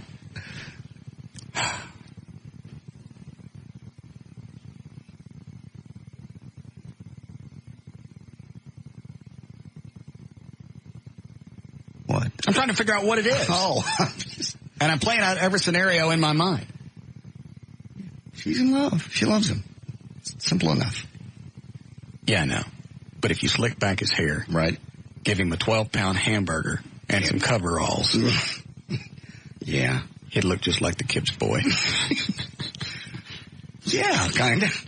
Not kind of. Yeah. Exactly. Go sit him out in front of the station in a checkered bib thingy and a 12-pound hamburger and go like this.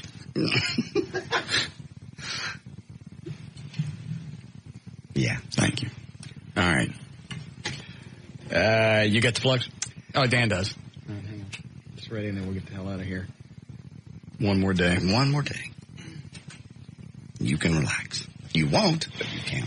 I will for at least a week. I want to go. I'm going to, as soon as we're done, because we're going to have the police fire dinner tomorrow. Who all's going? You going, O'Malley? Yeah, I'd be happy to. All right. Not a good place to steal anything. No, I'm going to keep that in mind. All right. The police fire dinner, the thank you thing at Sopango's. Yes. You guys, are you going, John? Yes. Mally? Eddie, you going home? I'll go. You going to go? Okay. I'm going to do that and get my taxes done. Finally. I know. Love Marty to death. But, man, I know how he is with me. I can only imagine how he is with you. My taxes every year are at least 9 to 10 months late just because I don't want to go talk. Nice guy. Been doing my taxes since the mid-'80s. Save me a ton. With recommending to anybody. I just don't have the time to talk. I could literally be sitting out in my front yard on fire, being stabbed with some type of nuclear missile coming at my head. And goodbye doesn't work. No. I've driven off in front of his house with him still standing at the window talking.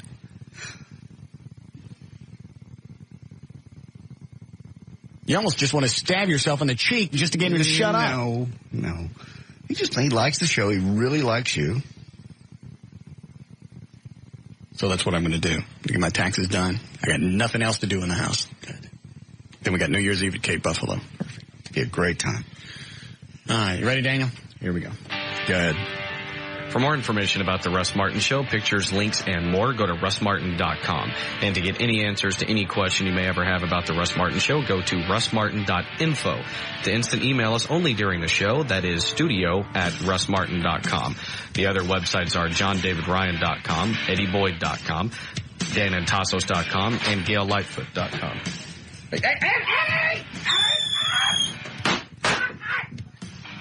Ow! Thank you. 2 days in a row. Mm-hmm. And the official website for KLLI is live1053.com. Read them again. Yeah. No. A real pro wouldn't have broke. Yeah. Read them again. For more information about the Russ Martin Show, pictures, links, and... Tried to hold the door shut. Hey, he shot him on the crack. Yeah. All right, you're done. See you guys tomorrow. See you. Look at that smoke.